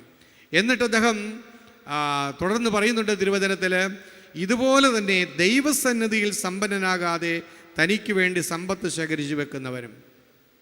അപ്പം നമ്മൾ 2 തരത്തിൽ സമ്പന്നരാകാൻ ശ്രമിക്കണം. ഈ ഭൂമിയിൽ സാമ്പത്തികമായ അഭിവൃദ്ധിക്ക് വേണ്ടി പരിശ്രമിക്കുന്നതോടൊപ്പം ദൈവസന്നിധിയിൽ സമ്പന്നരാകാൻ വേണ്ടി പരിശ്രമിക്കണം. ദൈവസന്നിധിയിൽ സമ്പന്നരാകുന്നതിനെക്കുറിച്ച് ചിന്തിക്കണം. അതിനുള്ള വഴിയാണ് ഈ ദാനധർമ്മങ്ങളെല്ലാം. നമ്മളത് ദൈവത്തിന് കൊടുക്കുന്ന നിക്ഷേപമായിട്ടാണ് ദൈവത്തിൻ്റെ വചനം നമ്മളെ പഠിപ്പിക്കുന്നത്. അപ്പോൾ ഇതും ദൈവം നമ്മളിൽ നിന്ന് ആഗ്രഹിക്കുന്നുണ്ട്. കുറച്ച് നാൾ മുമ്പ് കേരളത്തിലെ വളരെ പ്രശസ്തമായ സമ്പന്നമായ ഒരു കുടുംബത്തിലെ വിവാഹത്തിന് എന്നെ ക്ഷണിച്ചു. ആ വിവാഹം നടന്നതിന് ശേഷം ഹോട്ടലിൽ സൽക്കാരമൊക്കെ നടക്കുകയാണ്. ഈ സമയത്ത് ഹോട്ടൽ മുറിയിൽ ഞാനൊരു കാഴ്ച കണ്ടു. ആ വീട്ടിലെ സ്ത്രീകൾ, അമ്മച്ചിമാരായ സഹോദരിമാരായ സ്ത്രീകളെല്ലാം കൂടി ഒരുമിച്ച് കൂടി. എന്നിട്ട് എല്ലാവരും അവരുടെ കയ്യെ കിടക്കുന്ന വളയൂരി ഒരാളെ ഏൽപ്പിക്കുകയാണ്. അപ്പോൾ എനിക്കൊരു കൗതുകം തോന്നി. കാരണം കല്യാണ സദ്യ എല്ലാം കഴിഞ്ഞ ആളുകളെ പറഞ്ഞു വിട്ടിട്ട് ഈ സഹോദരിമാർ 4 പേരാണെന്നും തിരുതുന്നു. അവരെല്ലാം ഓടി ഒരു മുറിയിലേക്ക് കൂടിയിട്ട് ഒരാൾ വളയൂരി അടുത്തയാൾ കൊടുക്കുന്നു, ഉടനെ തന്നെ അടുത്ത സ്ത്രീ അവരുടെ കയ്യെ കിടക്കുന്ന വളയൂരി കൊടുക്കുന്നു. ഇങ്ങനെ എല്ലാവരും വളയൂരി ഒരാളുടെ കയ്യിൽ ഏൽപ്പിക്കുക. ഇതെന്ത് പരിപാടിയാണെന്ന് എനിക്കറിയില്ല. അപ്പോൾ ഞാൻ ആകാംക്ഷയോടെ അവരോട് ചോദിച്ചു, എന്താണിത്? അപ്പോൾ പറഞ്ഞു, ഞങ്ങളുടെ അമ്മ മരിക്കുന്നതിനും ഞങ്ങൾ പെമ്മക്കളോടെല്ലാം ഒരു കാര്യം പറഞ്ഞിട്ടുണ്ട്. നിങ്ങളുടെ മക്കളുടെ കല്യാണമൊക്കെ കഴിഞ്ഞു കഴിഞ്ഞാൽ പിന്നെ നിങ്ങൾ ഈ ആഭരണവും നോക്കിയൊന്നും നടക്കരുത്.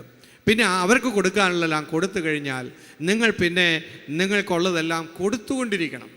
അപ്പോൾ ഓരോ കല്യാണം കഴിയുമ്പോഴും ഈ സഹോദരിമാരിലെ അമ്മ പറഞ്ഞനുസരിച്ച് അവർ ആഭരണം കുറച്ചെടുത്ത് ഉപേക്ഷിക്കും, ഏതെങ്കിലും പാവപ്പെട്ട കുട്ടിയേക്ക് കൊടുക്കും. അപ്പോൾ അങ്ങനെ ഈ അവസാനത്തെ കല്യാണവും കഴിഞ്ഞു. ഇനി അവർക്ക് ആഭരണത്തിൻ്റെ ഒന്നും ആവശ്യമൊന്നുമില്ല. ഇനി അങ്ങനെ വലിയ അങ്ങനെയുള്ള ആഘോഷങ്ങളൊന്നുമില്ല.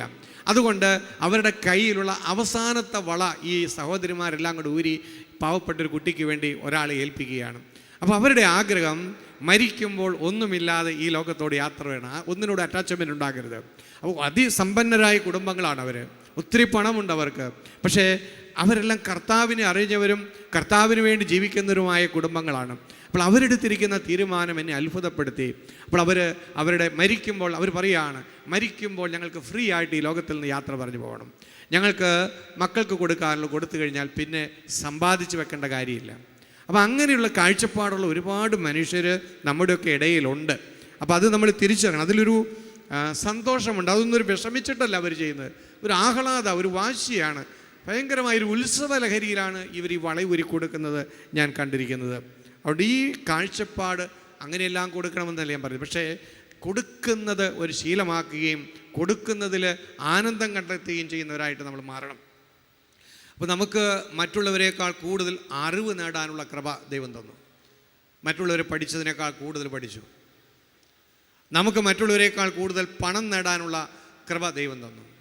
നമുക്ക് മറ്റുള്ളവരെക്കാൾ കൂടുതൽ മറ്റു തരത്തിലുള്ള കഴിവുകൾ, ലീഡർഷിപ്പ് ക്വാളിറ്റീസൊക്കെ ഉണ്ട്. മറ്റുള്ളവരെക്കാൾ കൂടുതൽ എന്തെങ്കിലും ദൈവം നമുക്ക് തന്നിട്ടുണ്ടെങ്കിൽ ഓർക്കണം, നമ്മുടെ ഉത്തരവാദിത്വം കൂടുതലാണ്. അധികം ലഭിച്ചവനിൽ നിന്ന് ദൈവം അധികം ആവശ്യപ്പെടും. Price the Lord. അപ്പോൾ അധികം ദൈവം തന്നിട്ടുണ്ടെങ്കിൽ അതിൽ അഹങ്കരിച്ച് എനിക്ക് വേണ്ടി ജീവിക്കാനല്ല. നിൻ്റെ അറിവ് സമൂഹത്തിന് പ്രയോജനപ്രദമായിട്ട് നീ ഉപയോഗിച്ചില്ല എങ്കിൽ അതൊരു കടമായിട്ട് കിടക്കുകയാണ്. നിന്നെ പഠിപ്പിച്ചിട്ട് സമൂഹത്തിന്, സഭയ്ക്ക്, കുടുംബത്തിന് എന്താ പ്രയോജനം? നിനക്ക് വേണ്ടി മാത്രമാണ് നീ ജീവിക്കുന്നതെങ്കിൽ. അപ്പം നിനക്ക് വേണ്ടി മാത്രം ജീവിക്കാനല്ല ദൈവം നിനക്ക് കൂടുതൽ കൃപകൾ തന്നിരിക്കുന്നത്. അപ്പോൾ കൂടുതൽ സമ്പത്ത് തന്നിട്ടുണ്ടെങ്കിൽ ദൈവം അവരിൽ നിന്ന് കൂടുതലായിട്ട് ആവശ്യപ്പെടും. അപ്പം കൂടുതൽ ഉത്തരവാദിത്തങ്ങൾ അവർക്കുണ്ട്. ഞങ്ങൾ നേതൃത്വത്തിലേക്ക് വിളിക്കപ്പെട്ടെങ്കിൽ കൂടുതൽ ദൈവം നമ്മളിൽ നിന്ന് ആവശ്യപ്പെടുകയാണ്. അത് കണക്ക് കൊടുക്കേണ്ടി നമ്മൾ വരും. അപ്പോൾ ദൈവം അധികം നൽകുന്നത് അധികമായിട്ട് പങ്കുവെക്കാനാണ്.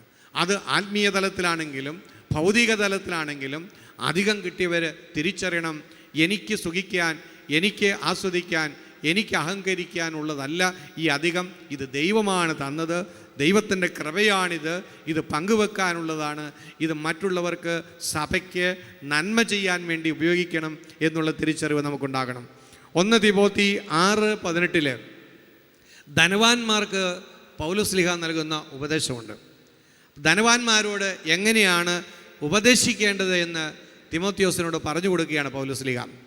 അവർ നന്മ ചെയ്യണം, അവർ സൽപ്രവർത്തികളിൽ സമ്പന്നരാകണം, വിശാല മനസ്കരും ഉദാരമതികളും ആയിരിക്കണം. അങ്ങനെ അവർ ഭാവിക്ക് ഭദ്രമായിട്ടുള്ള അടിത്തറ പണിയണം. അപ്പം നമ്മുടെ ഭാവിക്ക്, നമ്മുടെ നിത്യജീവന് അടിത്തറ പണിയുന്നത് ഉദാരമതികളായിക്കൊണ്ടായിരിക്കണം. അവർ കൂടുതൽ നന്മ ചെയ്യണം, മറ്റുള്ളവരെക്കാൾ കൂടുതൽ നന്മ ചെയ്യുന്നവരായിട്ട് മാറണം. അവർ കൂടുതൽ സൽപ്രവർത്തികളിൽ സമ്പന്നരായിട്ട് മാറണം എന്നാണ് പൗലോസ്ലീഹ ഉപദേശിക്കുന്നത്. അതുപോലെ തന്നെ ചിലപ്പോഴൊക്കെ നമ്മുടെ പ്രാർത്ഥനകൾക്ക് ഉത്തരം കിട്ടാതെ പോകുന്നതിൻ്റെ പിന്നിലും പങ്കുവെക്കലില്ലാത്ത അവസ്ഥയായിരിക്കാം. ഫലദായകമായ പ്രാർത്ഥനയ്ക്ക് ദാനധർമ്മം ആവശ്യമാണ്. തോബീത്തിൻ്റെ പുസ്തകം 12-ാം അധ്യായം 8-ാമത്തെ വചനത്തിൽ പറയുന്നുണ്ട്, ഉപവാസം, ദാനധർമ്മം, നീതി എന്നിവയോടുകൂടിയാകുമ്പോൾ പ്രാർത്ഥന നല്ലതാണ്. അതുപോലെ പാപങ്ങളുടെ പരിഹാരത്തിനും ദാനധർമ്മം ഉപയുക്തമാകുമെന്ന് തിരുവചനം നമ്മളെ പഠിപ്പിക്കുകയാണ്. പ്രഭാഷകൻ 3:30 ജലം ജ്വലിക്കുന്ന അഗ്നിയെ കെടുത്തുന്നു, അതുപോലെ ദാനധർമ്മം പാപത്തിന് പരിഹാരമാണ്. അപ്പോൾ കൊടുക്കേണ്ടത് കൊടുത്താലേ കിട്ടേണ്ടത് കിട്ടുകയുള്ളൂ. എന്നെല്ലാവരും ഒന്ന് പറഞ്ഞേ, കൊടുക്കേണ്ടത് കൊടുത്താലേ കിട്ടേണ്ടത് കിട്ടുകയുള്ളൂ. അപ്പോൾ ചിലപ്പോഴൊക്കെ കിട്ടാൻ വൈകുന്നത് കൊടുക്കാനുള്ളത് കൊടുക്കാൻ വേണ്ടി ദൈവം കാത്തിരിക്കുകയായിരിക്കും. അപ്പോൾ കൊടുക്കേണ്ടവർക്ക് കൊടുക്കേണ്ടതുപോലെ കൊടുക്കാൻ നമ്മൾ പഠിക്കണം. അപ്പോൾ ദൈവത്തിൽ നിന്ന് കൂടുതൽ കൃപകൾ നമ്മുടെ ജീവിതത്തിലേക്ക് കടന്നു വരുന്നതായിട്ട് നമുക്ക് കാണുവാനായിട്ട് നമുക്ക് സാധിക്കും. അതുകൊണ്ട് നമ്മൾ ഈ കൊടുക്കലിനെ മറ്റൊരു വിധത്തിൽ ദൈവത്തിൻ്റെ വചനം കാണുന്നുണ്ട്. അത് വിതയും കൊയ്ത്തുമായിട്ട് ബന്ധപ്പെടുത്തിയാണ്. വിത്ത് വിതയ്ക്കുന്നതിന് തുല്യമാണ് ദാനധർമ്മം ചെയ്യുന്നത്, മറ്റുള്ളവർക്ക് കൊടുക്കുന്നത്.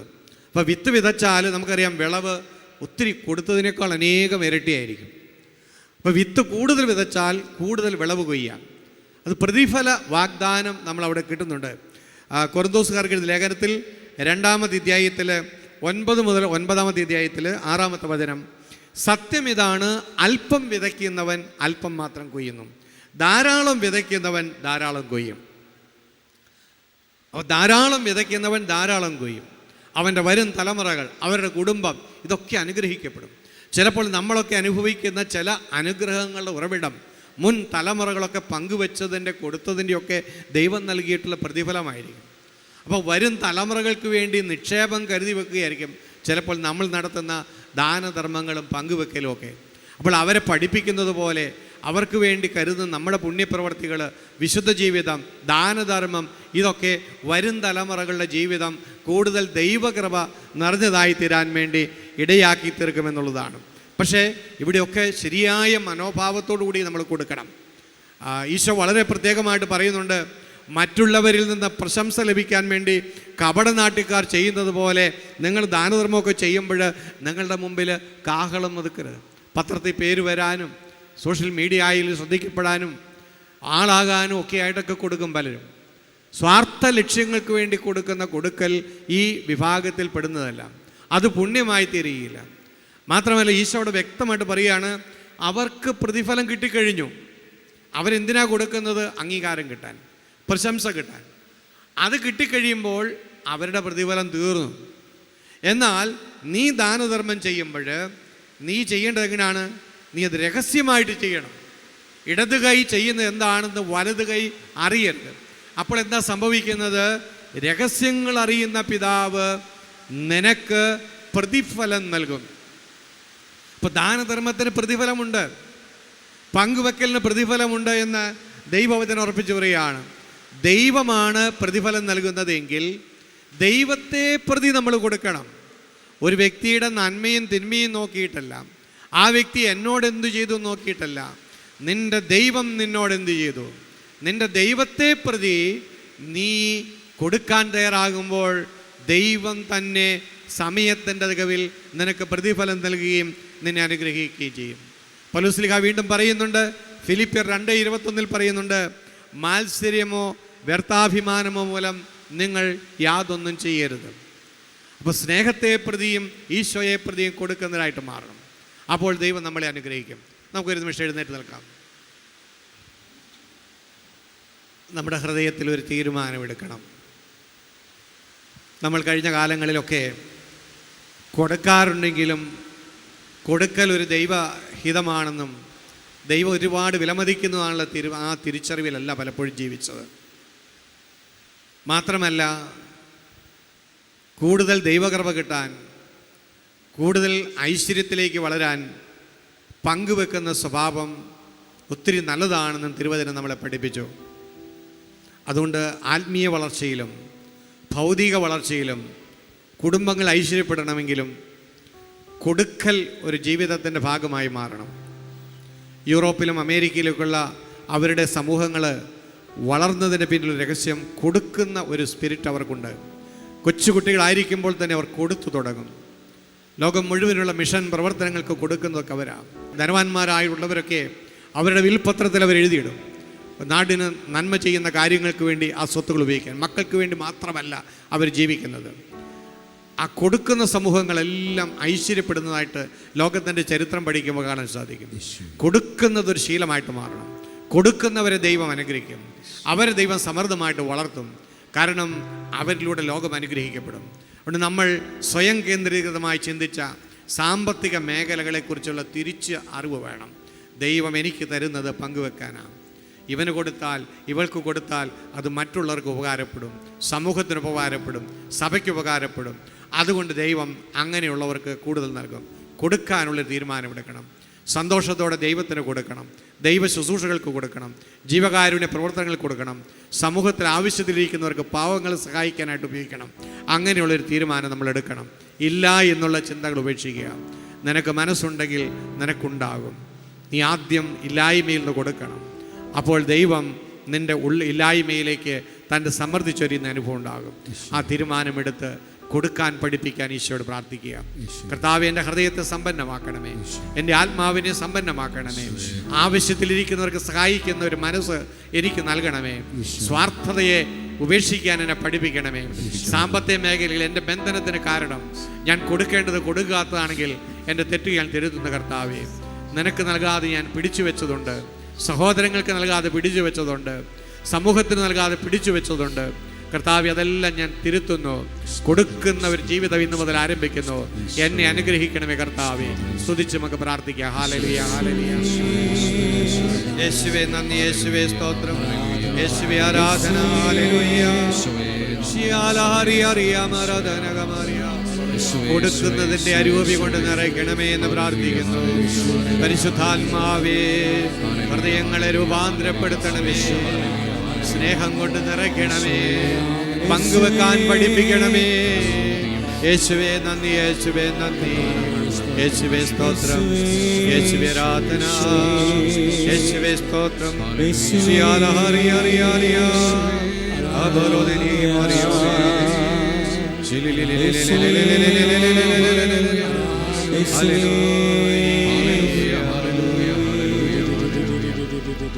ഔദാര്യശീലം സന്തോഷം പകരും ദാനധർമ്മം അത് ശ്രേഷ്ഠമല്ലോ. ഔദാര്യശീലം സന്തോഷം പകരും ദാനധർമ്മം അത് ശ്രേഷ്ഠമല്ലോ. കർത്താവേ നൽകാൻ മനസ്സേകണേ, കർത്താവേ നൽകാൻ കൃപയേകണേ, കർത്താവേ നൽകാൻ മനസ്സേകണേ, കർത്താവേ നൽകാൻ കൃപയേകണേ, കർത്താവേ നൽകാൻ മനസ്സേകണേ, കർത്താവേ നൽകാൻ കൃപയേകണേ.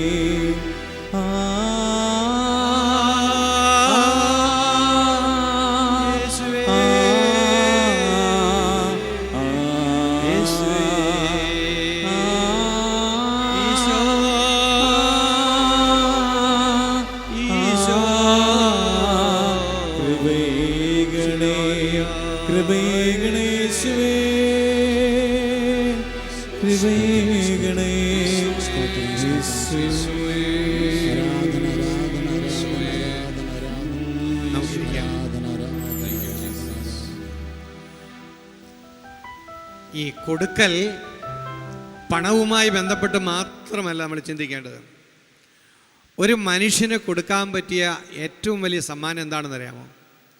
മറ്റൊരാൾക്ക് കൊടുക്കാൻ പറ്റിയ ഏറ്റവും വിലയേറിയൊരു കാര്യം എന്ന് പറയുന്നത് അത് ദൈവത്തെ കൊടുക്കുക എന്നുള്ളതാണ്. Price the Lord.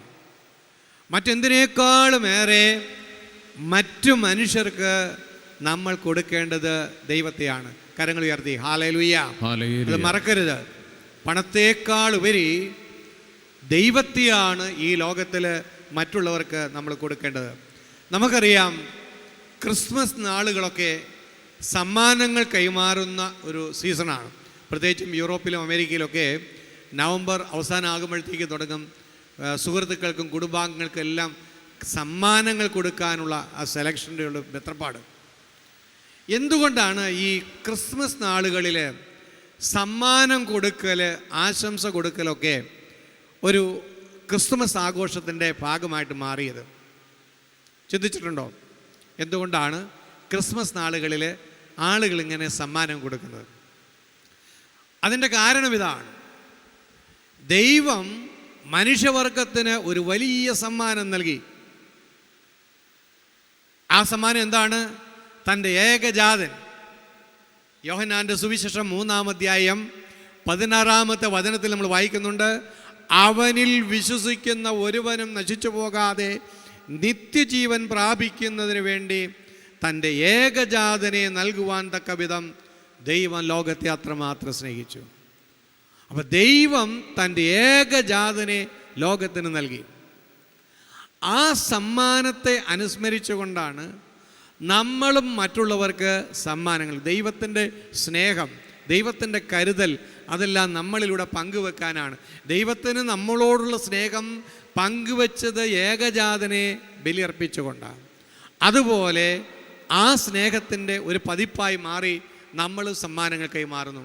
അങ്ങനെയാണ് ക്രിസ്തുമസ് കാലം സമ്മാനങ്ങൾ കൈമാറുന്ന ഒരു കാലമായിട്ട് വന്നത്.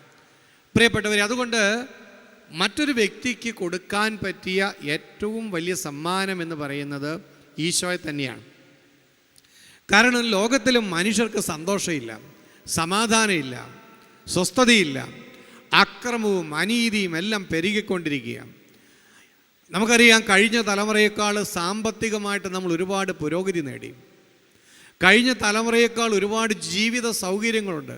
നമ്മുടെ തൊട്ടു മുമ്പുള്ള തലമുറകളൊക്കെ എത്രമാത്രം കഷ്ടപ്പെട്ടാണ് ജീവിച്ചത്. പക്ഷേ അവരൊക്കെ അനുഭവിക്കുന്ന സ്വസ്ഥതയും സന്തോഷമൊന്നും ഇന്നത്തെ തലമുറയ്ക്കില്ല. ടെൻഷനാണ്, പിരിമുറുക്കമാണ്, സ്വസ്ഥതയില്ല. സാമ്പത്തിക അഭിവൃദ്ധി കൂടിയെങ്കിലും സാമ്പത്തിക പ്രതിസന്ധികൾ കൂടി. വ്യക്തികൾക്ക് മാത്രമല്ല, സ്ഥാപനങ്ങളും രാജ്യങ്ങളും ഒക്കെ സാമ്പത്തിക പ്രതിസന്ധിയാണ്. രാജ്യങ്ങളൊക്കെ കടത്തിലാണ്. വ്യക്തികളും കുടുംബം മാത്രമല്ല, നമ്മുടെ രാജ്യങ്ങളെല്ലാം ഭയങ്കരമായ കടബാധ്യതയിലാണ്. അങ്ങനെ വലിയ പ്രതിസന്ധിയിലൂടെയാണ് ലോകം കടന്നു പോകുന്നത്. ഈ പ്രതിസന്ധി നിറഞ്ഞ ഈ കാലഘട്ടത്തിൻ്റെ കാരണം എന്താണെന്നറിയാമോ? ദൈവത്തെ ലോകത്തിന് നഷ്ടപ്പെട്ടു പോയി. ദൈവത്തെ വിസ്മരിച്ച മനുഷ്യരുടെ ജീവിതത്തിലൂടെ, അവരുടെ ബുദ്ധിയിലൂടെയും ചിന്തയിലൂടെയും ഒക്കെയുള്ള ഡെവലപ്മെൻറ്റൊക്കെ മനുഷ്യനെ കൂടുതൽ അസ്വസ്ഥരാക്കി മാറ്റുകയാണ്. ഒരു വശത്ത് പുരോഗതി ഉണ്ടെന്ന് നമ്മൾ പറയുന്നുണ്ടെങ്കിലും മറുവശത്ത് സന്തോഷം കുറഞ്ഞു വരുന്നു. ഉത്കണ്ഠയും ടെൻഷനും വെറുപ്പും വിദ്വേഷവും ഒക്കെ കൂടി വരിക. അപ്പോൾ ഇതിനുള്ള മരുന്നെന്താണ്? ദൈവത്തെ ലോകത്തിന് കൊടുക്കുക എന്നുള്ളതാണ്. ഇവിടെയാണ് സുവിശേഷ പ്രഘോഷണത്തിൻ്റെ പ്രസക്തി ഇരിക്കുന്നത്. ദൈവത്തെ കൊടുക്കാനുള്ള ഏക വഴി എന്ന് പറയുന്നത് സുവിശേഷ പ്രഘോഷണമാണ്. നമുക്കറിയാം, വേദനയിലും ദുഃഖത്തിലും നിരാശയിലും തകർച്ചയിലും പാപത്തിലും അനീതിയിലുമൊക്കെ ജീവിക്കുന്ന മനുഷ്യർക്ക് ഇതിനേക്കാൾ ഉപരിയായി ഒരു ജീവിതമുണ്ടെന്നും, രക്ഷിക്കുന്ന ഒരു ദൈവമുണ്ടെന്നും, നിലവിളി കേൾക്കുന്ന ദൈവമുണ്ടെന്നും, സ്നേഹിക്കുന്ന ഒരു കർത്താവ് ഉണ്ടെന്നും വെളിപ്പെടുത്തി കൊടുക്കാൻ കഴിഞ്ഞാൽ അതാണ് ആ ആത്മാക്കളോട് നമുക്ക് ചെയ്യാൻ പറ്റുന്ന ഏറ്റവും വലിയ ഉപകാരവും സ്വർഗത്തിൽ നമുക്ക് വലിയ പ്രതിഫലം കിട്ടുകയും ചെയ്യുന്നത്. നമ്മൾ എത്രയോ വർഷമായി യേശുവിനെക്കുറിച്ച് അറിഞ്ഞു. നമുക്ക് എത്ര പേരോട് പറയാൻ പറ്റിയിട്ടുണ്ട് യേശുവിൻ്റെ രക്ഷയെക്കുറിച്ച്? നമ്മൾ എന്തെല്ലാം കാര്യങ്ങൾ സംസാരിക്കും, രാഷ്ട്രീയം സംസാരിക്കും, നമ്മൾ സഭയിലെ കാര്യങ്ങളൊക്കെ സംസാരിക്കും. പക്ഷേ വിഷമിച്ചിരിക്കുന്ന ഒരു മനുഷ്യനോട് യേശുവിനെക്കുറിച്ച് പറയാൻ, അല്ലെങ്കിൽ ഒരു ദൈവവചനം പറയാൻ പലപ്പോഴും നമുക്ക് സാധിക്കുന്നില്ല. അതുകൊണ്ടാണ് നമ്മുടെ ക്രിസ്തീയ ജീവിതം ശക്തിയില്ലാത്തതും വളർച്ചയില്ലാത്തതായി തീരുന്നത്. നിങ്ങൾ യേശുവിനെക്കുറിച്ച് പറഞ്ഞു നോക്കിയോ, പരിശുദ്ധാത്മാവിൻ്റെ അധികമായി നിറവ് നിങ്ങൾക്ക് കിട്ടാൻ തുടങ്ങും. നിങ്ങൾ യേശുവിന് വേണ്ടി സംസാരിക്കാൻ തുടങ്ങിക്കോ, ദൈവവചനം മറ്റുള്ളവരോട് ലജ്ജയില്ലാതെ പറയാൻ തുടങ്ങിക്കോ, നിങ്ങളുടെ ലൈഫിൽ മാറ്റങ്ങൾ ഉടനെ ഉണ്ടാകും. കർത്താവിൻ്റെ സാന്നിധ്യം കൂടുതൽ അനുഭവിച്ചറിയാൻ സാധിക്കും. അതുകൊണ്ട് ദൈവത്തെ കൊടുക്കുന്നവരായിട്ട് നമ്മൾ മാറണം. ദൈവത്തെ കൊടുക്കാൻ നമ്മൾ പ്രത്യേകമായ വിധത്തിൽ പഠിക്കണം. അപ്പോൾ സുവിശേഷത്തിന് വേണ്ടിയും സുവിശേഷ പ്രഘോഷണ മേഖലകൾക്ക് വേണ്ടിയും നമ്മൾ കൊടുക്കുന്നവരായിട്ട് നമ്മൾ മാറണം. അത് സഭയിലും ലോകത്തിലും വലിയ മാറ്റങ്ങളുണ്ടാകും. ഞാനൊരു മാസികയിൽ വായിച്ച ഒരു ചെറിയ സംഭവം ഓർക്കുകയാണ്. ഒരിക്കൽ ഒരു സ്കൂളിൽ പഠിക്കുന്ന ഏതാനും പെൺകുട്ടികൾ അവരുടെ സ്കൂളിൽ ഒരു ക്ലബ്ബ് രൂപീകരിക്കാനായിട്ട് തീരുമാനിച്ചു. എന്തിനാണെന്നറിയാമോ? ആ ക്ലബിലൂടെ ഫണ്ട് സമാഹരിച്ച് മിഷണറിമാരെ സഹായിക്കുക. അപ്പോൾ ഈ പിള്ളേർക്ക് അവരുടേതായ പൈസയൊന്നുമില്ലല്ലോ. അതുകൊണ്ട് അവർ ഒരു കണ്ടുപിടിച്ച സൂത്രമാണ് ഈ ക്ലബ്ബ് രൂപീകരണം. ക്ലബിൻ്റെ പേരെന്താണെന്ന് അറിയുമോ? Do without club, do without something. ഇതാണ് ക്ലബിൻ്റെ പേര്. എന്ന് പറഞ്ഞാൽ, നിനക്ക് ആവശ്യമുള്ള എന്തെങ്കിലും കാര്യം വേണ്ട എന്ന് വെച്ചുകൊണ്ട്, നീ ഉപയോഗിച്ചുകൊണ്ടിരിക്കുന്ന എന്തെങ്കിലും വേണ്ട എന്ന് വെച്ചുകൊണ്ട് നീ ഫണ്ട് സമാഹരിക്കുക, അത് മിഷണറി പ്രവർത്തനത്തിന് അയച്ചു കൊടുക്കുക. ഇതാണ്. അപ്പോൾ എനിക്ക് ചെരുപ്പ് വേണ്ട, എനിക്ക് എൻ്റെ ബർത്ത്ഡേക്ക് എനിക്ക് ഡ്രസ്സ് വേണ്ട, അല്ലെങ്കിൽ സൗന്ദര്യവർദ്ധക വസ്തുക്കൾ ഉപയോഗിക്കുന്ന പെൺകുട്ടികൾ, എനിക്ക് ഈശോയ്ക്ക് വേണ്ടി ഞാൻ ഈ സൗന്ദര്യവർദ്ധക വസ്തുക്കളെല്ലാം ഞാൻ ഉപേക്ഷിക്കുന്നു, അതിൻ്റെ പൈസ ഞാൻ സുവിശേഷ പ്രഘോഷണത്തിന് വേണ്ടി കൊടുക്കുന്നു.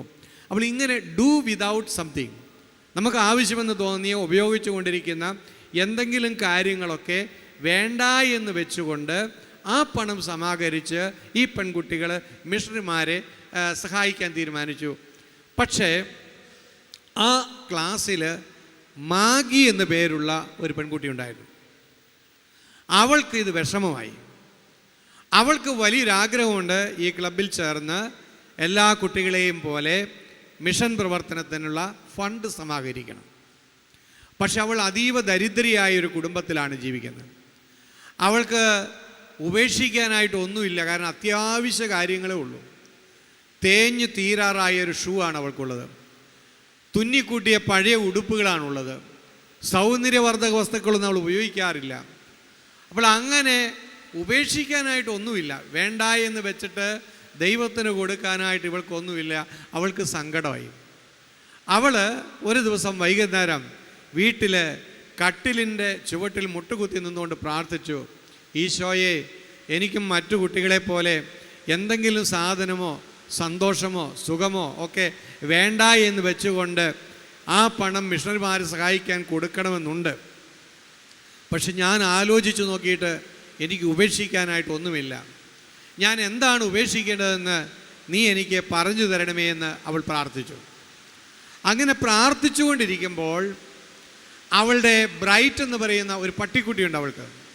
ആ പട്ടിക്കുട്ടി വന്ന് അവളുടെ കയ്യിൽ ഇങ്ങനെ നക്കി പല പ്രാവശ്യം. പെട്ടെന്ന് അവൾക്കൊരു തിരിച്ചറിവുണ്ടായി.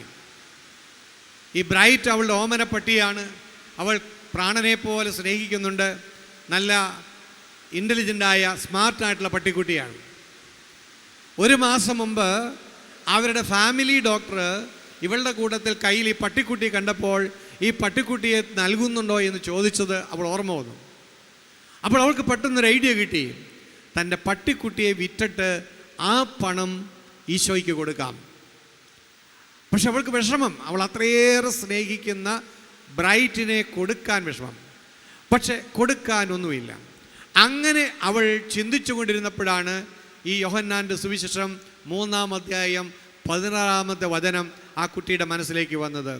തൻ്റെ ഏകജാതനെ നൽകുവാൻ തക്കവിധം ദൈവം എന്നെ സ്നേഹിച്ചു. ദൈവം തൻ്റെ ഏകജാതനെ എനിക്ക് നൽകാൻ മാത്രം സ്നേഹിച്ചെങ്കിൽ എൻ്റെ പട്ടിക്കുട്ടിയെ നൽകാൻ മാത്രം എനിക്ക് ഈശോയെ സ്നേഹിക്കണം. അങ്ങനെ അവൾ ആ ഫാമിലി ഡോക്ടർക്ക് $50 ഈ പട്ടിക്കുട്ടിയെ കൊടുത്തു. അപ്പോൾ ഡോക്ടർക്ക് സന്തോഷമായി. ഈശോയ്ക്ക് കൊടുക്കാൻ പറ്റിയതിൽ മാഗിക്കും സന്തോഷമായി. പക്ഷെ അന്ന് രാത്രിയിൽ കിടന്ന് ഉറങ്ങാൻ കിടക്കുമ്പോഴാണ് ഈ ഡോക്ടർ ചിന്തിച്ചത്, മാഗിയുടെ കുടുംബത്തിന് എന്തോ അത്യാവശ്യം ഉണ്ടായിട്ടുണ്ട്, അല്ലെങ്കിൽ ഈ പട്ടിക്കുട്ടിയെ വിൽക്കുകയില്ല. പട്ടിക്കുട്ടിയെ കിട്ടിയതിൻ്റെ സന്തോഷത്തിൽ ഞാനത് ചോദിക്കാനും മറന്നു. എന്തായിരിക്കും അത്യാവശ്യം? ആ ഡോക്ടർ ഈ മാഗിയോട് ചോദിച്ചു, എന്തുകൊണ്ടാണ് പട്ടിയെ വിറ്റതെന്ന്. അപ്പോൾ ഈ കഥ പറഞ്ഞു, ഈശോയ്ക്ക് കൊടുക്കാൻ, സുവിശേഷ പ്രഘോഷത്തിന് കൊടുക്കാൻ എനിക്ക് വേറൊന്നും കണ്ടില്ല. അതുകൊണ്ട് ഞാൻ എൻ്റെ പട്ടിക്കുട്ടിയെ വിൽക്കാൻ തീരുമാനിച്ചു. ഇത് അറിഞ്ഞപ്പോൾ ഡോക്ടർക്ക് വലിയ സങ്കടമായി.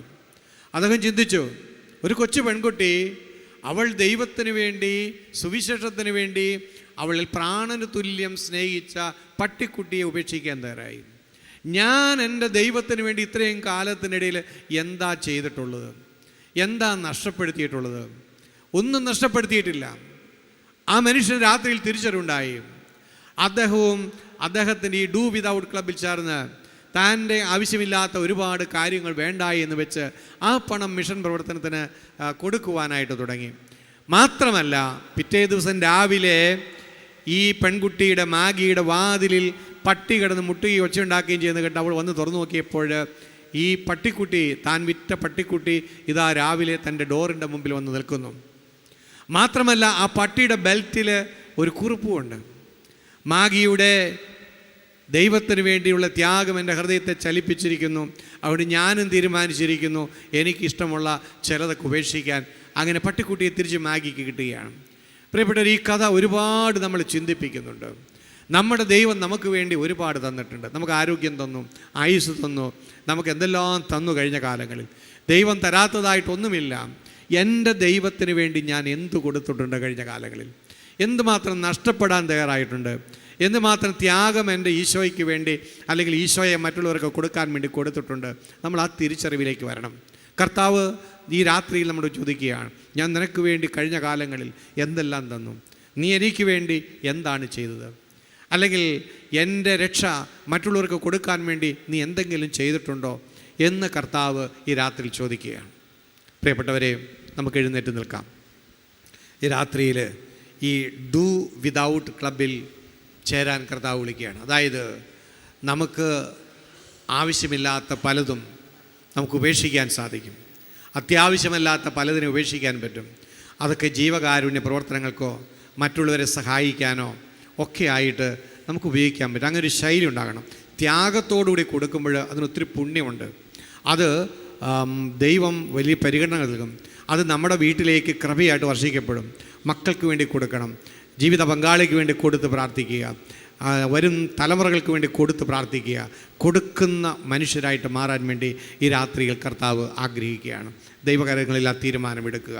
ഈശോയെ, ഞാൻ എന്താണ് നിനക്ക് വേണ്ടി കൊടുക്കേണ്ടത്? ഞാൻ എന്താണ് ഇനി എനിക്ക് അവശേഷിച്ച ജീവിതം എനിക്ക് വേണ്ടി മാത്രം ജീവിക്കാതെ നിനക്ക് വേണ്ടി ജീവിക്കാൻ, നിൻ്റെ രാജ്യത്തിന് വേണ്ടി ജീവിക്കാൻ എന്നെ സഹായിക്കണമേ. ഈ രാത്രിയിൽ എനിക്ക് പറഞ്ഞു തരണമേ, ഞാൻ എന്തൊക്കെയാണ് ഉപേക്ഷിക്കേണ്ടത്? ഞാൻ ആവശ്യമില്ലാതെ വാരിക്കൂട്ടുന്നതെല്ലാം ഞാൻ ഉപേക്ഷിക്കുന്നു. എനിക്ക് അത്യാവശ്യമില്ലാത്തതെല്ലാം ദൈവരാജ്യത്തിന് വേണ്ടി സമർപ്പിക്കുന്നു. ദൈവമേ, സുവിശേഷം പ്രചരിപ്പിക്കുവാൻ, ദൈവരാജ്യത്തിന് വേണ്ടി നിനക്ക് വേണ്ടി നൽകാൻ, സമൂഹത്തിന് നന്മ ചെയ്യാൻ എന്നെ പഠിപ്പിക്കണമെന്ന് പ്രാർത്ഥിക്കാം. കരങ്ങൾ രണ്ടും വിടർത്തിപ്പിടിച്ച് നിങ്ങളുടെ മനസ്സിൽ വരുന്ന ആഗ്രഹങ്ങളും തീരുമാനങ്ങളും കർത്താവിന് കൊടുത്ത് ഇനിയുള്ള കാലം കൊടുക്കുന്ന കാലമായിട്ട് മാറണം. കർത്താവിൻ്റെ കൃപ വരും തലമുറകൾക്ക് കിട്ടത്തക്ക രീതിയിൽ ദൈവം തന്ന അനുഗ്രഹങ്ങൾക്ക് നന്ദിയായി കൊടുക്കാൻ കൃപ തരണമേ, ആത്മാവിനെ തരണമേ എന്ന് പ്രാർത്ഥിച്ചുകൊണ്ട് സ്തുതിക്കാം.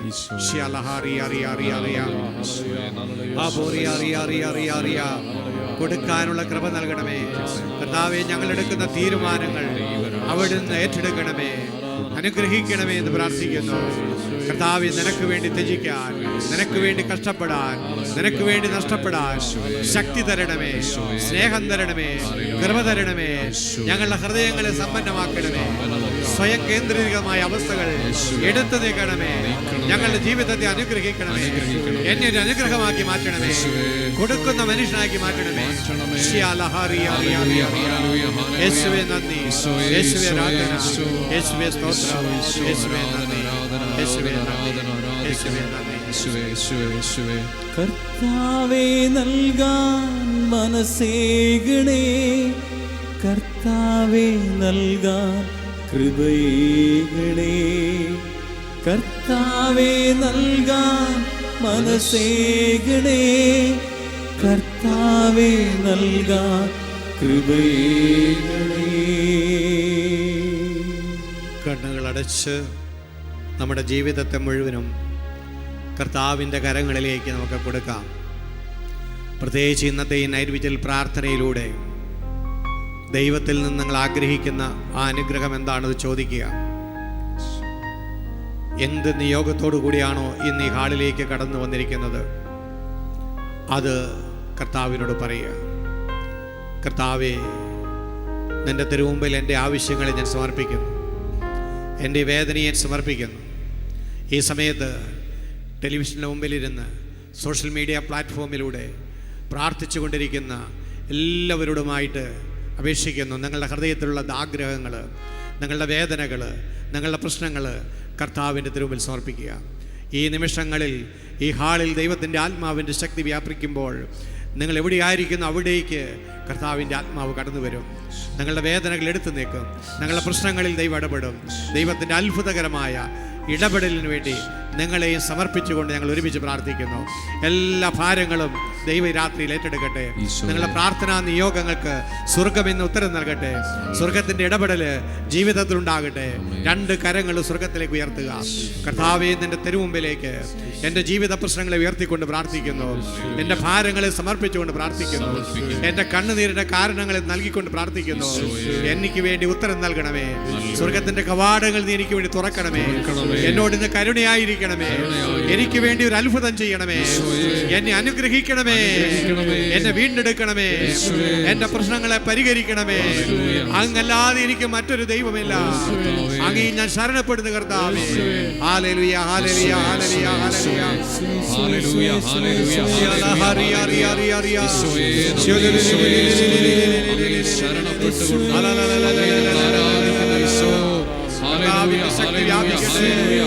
ദൈവത്തിന്റെ കരങ്ങൾ നീട്ടപ്പെടട്ടെ. ദൈവകൃപ വർഷിക്കപ്പെടട്ടെ. ഓ കർത്താവേ, ഈ നിമിഷങ്ങളിൽ നിന്റെ തുളയ്ക്കപ്പെട്ട കരങ്ങൾ നിന്റെ മക്കൾക്ക് വേണ്ടി നീട്ടണമേ. നിന്റെ പരിശുദ്ധാത്മാവ് ലോകം മുഴുവനിലും ഷാലോം ടിവിയിലൂടെ ഈ ശുശ്രൂഷയിൽ പങ്കുചേരുന്ന സകലിലേക്ക് കടന്നു ചെല്ലട്ടെ. രോഗികൾ സൗഖ്യം പ്രാപിക്കട്ടെ. മനസ്സിടിഞ്ഞവർ ബലം പ്രാപിക്കട്ടെ. ബന്ധനങ്ങൾ തകർന്നു വീഴട്ടെ. രോഗങ്ങൾ വിട്ടുപോകട്ടെ. തിന്മയുടെ സ്വാധീനങ്ങൾ അകലട്ടെ. ദൈവകൃപ വ്യാപിക്കട്ടെ. Hallelujah hallelujah hallelujah hallelujah hallelujah hallelujah hallelujah.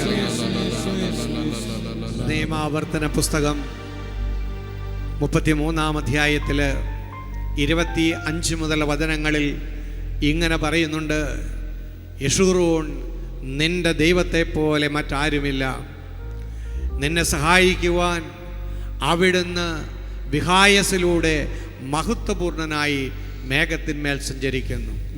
നിത്യനായ ദൈവം നിന്റെ അഭയം, താങ്ങുവാൻ ശാശ്വത ഭുജങ്ങൾ. നിന്റെ ശത്രുവിനെ അവിടുന്ന് തട്ടിമാറ്റും. സംഹരിക്കൂ, അവിടുന്ന് പറയും. ഹല്ലേലൂയ. പ്രിയപ്പെട്ടവരെ, നിത്യനായ ദൈവം നിന്റെ അഭയം. നമുക്കറിയാം, എല്ലാ സംസ്കാരങ്ങളിലും ഒരുപാട് ദൈവസങ്കല്പങ്ങൾ ഉണ്ടായിരുന്നു. ഈജിപ്തുകാർക്ക് ഒരുപാട് ദൈവങ്ങൾ ഉണ്ടായിരുന്നു. ഗ്രീക്കുകാർക്ക് ദൈവങ്ങൾ ഉണ്ടായിരുന്നു. ഈജിപ്ഷ്യൻ സംസ്കാരത്തിൻ്റെ സുവർണകാലത്ത് അവിടെ പല ദൈവങ്ങളും ഉണ്ടായിരുന്നു. ബാബിലോണിയൻ സംസ്കാരത്തിൽ ഒരുപാട് ദൈവങ്ങളുണ്ടായിരുന്നു. ആ ദൈവങ്ങളെല്ലാം ഇന്ന് കഥകളായി മാറി. പലതിൻ്റെ പേരുകൾ പോലും അപ്രത്യക്ഷമായി. കാരണം മനുഷ്യൻ സൃഷ്ടിച്ച ദൈവങ്ങളായിരുന്നു അത്. എന്നാൽ യഥാർത്ഥ ദൈവം സംസ്കാരങ്ങളില്ലാതായാലും നിലനിൽക്കുന്ന ദൈവമാണ്. അവൻ നിത്യനായ ദൈവമാണ്. യുഗങ്ങളുടെ ദൈവമാണ്. സംസ്കാരങ്ങൾ മാറിയാലും, കാലം മാറിയാലും, രാജ്യങ്ങൾ മാറിയാലും നിത്യനായ ദൈവം എപ്പോഴും നമ്മുടെ കൂടെ ഉണ്ട്. നമ്മുടെ കർത്താവ് നിത്യനായിട്ടുള്ള ദൈവമാണ്. നിത്യനായ ഈ ദൈവത്തെ വെളിപ്പെടുത്താൻ അതിനുവേണ്ടി ദൈവം മനുഷ്യനായി തീർന്നതാണ് യേശുക്രിസ്തു. ആ ദൈവവുമായിട്ടുള്ള അകൽച്ച മാറ്റാൻ, നമ്മളെ തടസ്സമായി നിൽക്കുന്ന പാപത്തിന് സ്വയം പരിഹാരം ചെയ്തുകൊണ്ട് മനുഷ്യവർഗത്തെ നിത്യപിതാവിനോട് സംയോജിപ്പിച്ച കർത്താവായ യേശുക്രിസ്തു, അവൻ വാക്കുമാറാത്തവനാണ്. അവൻ ഇന്നലെയും ഇന്നും ഒരുവൻ തന്നെയാണ്. ആകാശവും ഭൂമിയും കടന്നുപോയാലും എൻ്റെ വചനങ്ങൾ മാറുകയില്ല എന്ന് പറഞ്ഞവൻ അവൻ മാത്രമാണ്. അവൻ യുഗങ്ങളുടെ രാജാവ്. അവൻ എല്ലാ സംസ്കാരങ്ങൾക്കും ഉപരിയായിട്ടുള്ളവൻ. അവൻ എല്ലാ രാജ്യക്കാർക്കും ഉപരിയായിട്ടുള്ളവൻ. സർവശക്തനായിട്ടുള്ള ദൈവം. അവൻ നമ്മുടെ അഭയമാണ്. താങ്ങുന്ന അവന്റെ ശാശ്വതമായ കരങ്ങൾ. ആ കരങ്ങളിൽ നമുക്ക് ജീവിതത്തെ വിട്ടുകൊടുക്കാം. അവൻ നമ്മുടെ ശത്രുവിനെ തട്ടിമാറ്റും. നമ്മുടെ ജീവിതത്തിൽ പ്രതിബന്ധങ്ങൾ ഉയർത്തുന്ന ശത്രുവായ പിശാചിനെ ഈ രാത്രിയിൽ അവന്റെ വചനത്തിന്റെ ശക്തിയാൽ അവൻ തട്ടിമാറ്റും. നമ്മുടെ പ്രവർത്തന മേഖലകളിൽ ദൈവത്തിന്റെ പ്രവർത്തികൾക്ക് തടസ്സം സൃഷ്ടിക്കുന്ന തിന്മയുടെ ശക്തികളെ അവൻ തട്ടിമാറ്റും. സംഹരിക്കൂ എന്ന് ഈ രാത്രിയിൽ നമ്മുടെ ശത്രുവിനെ നോക്കിക്കൊണ്ട് ദൈവം പറയുമ്പോൾ ദൈവത്തിന്റെ മാലാകമാർ നമ്മുടെ ശത്രുവിനെ സംഹരിക്കും. വിശ്വസിച്ചുകൊണ്ട് ഒരിക്കൽ കൂടി കരങ്ങൾ ഉയർത്തുക. നിന്റെ ദൈവം ശക്തനായ ദൈവം, നിന്റെ പ്രശ്നങ്ങൾ പരിഹരിക്കാൻ കഴിവുള്ളവൻ, നിന്റെ കർത്താവ് ഇതാ നിന്റെ ശത്രുവിനെ തട്ടിമാറ്റുന്നു.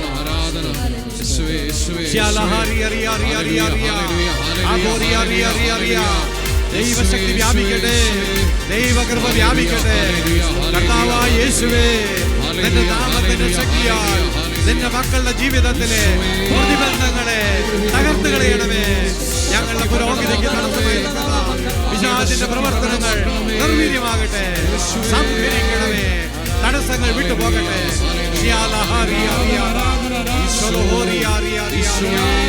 യേശുവേ നന്ദി, യേശുവേ ആരാധന, യേശുവേ സ്തോത്രം, യേശുവേ നന്ദി.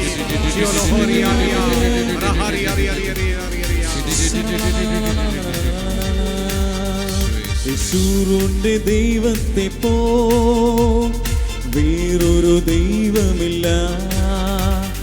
ഗുരുവിന്റെ ദൈവത്തെ പോ വേറൊരു ദൈവമില്ല.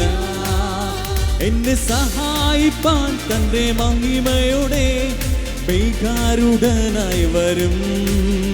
എന്നെ സഹായിപ്പാൻ തന്റെ മഹിമയുടെ മേഘാരൂഢനായി വരും. അവൻ ആൽഫാ ഒമേഗ, അവനാദ്യം അന്ത്യം. അവൻ ആൽഫാ ഒമേഗ, അവനാദ്യം. യേശുവേ ആരാധന, സർവശക്തനേ അത്യുന്നതനെ ആരാധന, സർവശക്തനെ ആരാധന, ജീവനെ ആരാധന, സൗഖ്യമേ ആരാധന, ഉറവിടമേ ആരാധന. യേശുവേ, യേശുവേ, യേശുവേ, നിന്റെ കരുണയുടെ കരങ്ങൾ നീട്ടണമേ, നിന്റെ മക്കളെ തൊടണമേ, നിന്റെ കൃപയൊഴുക്കണമേ, ജീവനെ പകരണമേ. ശക്തി വ്യാപിക്കട്ടെ, ശക്തി വ്യാപിക്കട്ടെ, കൃപയൊഴുകട്ടെ.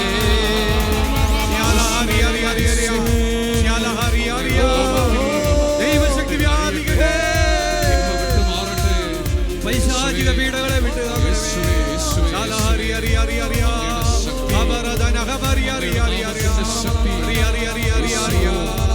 തിന്മ വിട്ടു പോകട്ടെ, കഴക്ക ദോഷങ്ങൾ വിട്ടു പോകട്ടെ, മദ്യപാനാസക്തി വിട്ടു പോകട്ടെ, കുടുംബങ്ങളെ നശിപ്പിക്കുന്ന കലഹങ്ങൾ വിട്ടു പോകട്ടെ, ബന്ധനങ്ങൾ അഴിയട്ടെ, സ്വർഗം തുറക്കട്ടെ. ഞങ്ങൾക്ക് വേണ്ടി ദൈവമേ നിന്റെ കരങ്ങൾ നീട്ടണമേ, ഞങ്ങളുടെ പ്രതിബന്ധങ്ങൾ തകർന്നു വീഴട്ടെ, ഞങ്ങളുടെ ശത്രുക്കൾ നിർവീര്യമാകട്ടെ, ഞങ്ങളുടെ ജീവിതം അനുഗ്രഹിക്കപ്പെടട്ടെ, കൃപയൊഴുകട്ടെ. യേശുവേ, യേശുവേ, യേശുവേ, യേശുവേ, യേശുവേ, യേശുവേ, യേശുവേ, യേശുവേ. ധാരാളം കൊച്ചു കുഞ്ഞുങ്ങൾ ഇന്ന് ഈ ശുശ്രൂഷയിൽ പങ്കുചേരുന്നുണ്ട്. ഈ കുഞ്ഞുങ്ങൾക്ക് വേണ്ടി നമുക്ക് പ്രത്യേകം പ്രാർത്ഥിക്കാം. അവരുടെ ജീവിതം വിശുദ്ധമായിട്ട് തീരട്ടെ. നമ്മുടെ ഈ കുഞ്ഞുങ്ങൾ, അതോടൊപ്പം ഇന്ന് ഇവിടെ വരാത്ത നമ്മുടെ കൊച്ചുമക്കൾ, അവരെല്ലാം സമർപ്പിക്കുക. കർത്താവേ, ഈ രാത്രിയിൽ നിൻ്റെ പരിശുദ്ധാത്മാവ് കൊണ്ട് ഞങ്ങളുടെ മക്കളെ നിറയ്ക്കണമേ. കർത്താവേ, നിൻ്റെ വിശുദ്ധി കൊണ്ട് നീ അവരെ നിറയ്ക്കണമേ. ലോകത്തിൻ്റെ കളങ്കമേൽക്കാതെ അവർ വളരട്ടെ. അവർ സഭയ്ക്കും ലോകത്തിനും അനുഗ്രഹമായിട്ട് മാറട്ടെ. അവരിലൂടെ ഞങ്ങളുടെ കുടുംബം അനുഗ്രഹിക്കപ്പെടട്ടെ. ഞങ്ങളുടെ ജീവിതം അർത്ഥപൂർണ്ണമായിട്ട് തീരട്ടെ. കർത്താവേ, ഇവിടെ നിന്ന് എത്തിയിരിക്കുന്ന മുഴുവൻ കുഞ്ഞുങ്ങളിലും സവിശേഷമായ നിൻ്റെ അനുഗ്രഹങ്ങൾ നൽകണമേ. അവരുടെ വിദ്യാഭ്യാസ ജീവിതം അനുഗ്രഹിക്കപ്പെടട്ടെ, അവരുടെ ആരോഗ്യം അനുഗ്രഹിക്കപ്പെടട്ടെ, അവരുടെ ബുദ്ധി വികസിക്കട്ടെ, നിർമ്മലമായ മനസാക്ഷിയുള്ളവരായിട്ട് മാറട്ടെ. തിന്മയുടെ സ്വാധീനങ്ങൾ അവരിൽ വിട്ടുപോകട്ടെ, സ്വഭാവ വൈകല്യങ്ങൾ വിട്ടുപോകട്ടെ. കുഞ്ഞുങ്ങൾക്ക് വേണ്ടി വലതുകരം ഉയർത്തി സ്തുതിച്ച് പ്രാർത്ഥിക്കാം. കർത്താവേ നന്ദി, കർത്താവേ സ്തോത്രം, കർത്താവേ മഹത്വം, കർത്താവേ ആരാധന.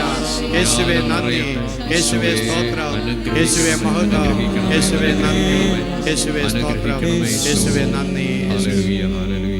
നമുക്ക് ശാന്തമായിട്ടിരിക്കാം. തുടർന്ന് ദിവ്യകാരുണ്യ ആരാധനയ്ക്ക് വേണ്ടി നമ്മൾ ഒരുങ്ങുന്നു. ഈ ദിവ്യകാരുണ്യ ആരാധനയുടെ നിമിഷങ്ങളിൽ ദൈവം തുടർന്ന് നമ്മളെ സ്പർശിച്ചു കൊണ്ടിരിക്കും, അനുഗ്രഹിച്ചു കൊണ്ടിരിക്കും. പ്രതീക്ഷയോടെ ഈശോയ്ക്ക് വേണ്ടി നമുക്ക് കാത്തിരിക്കാം.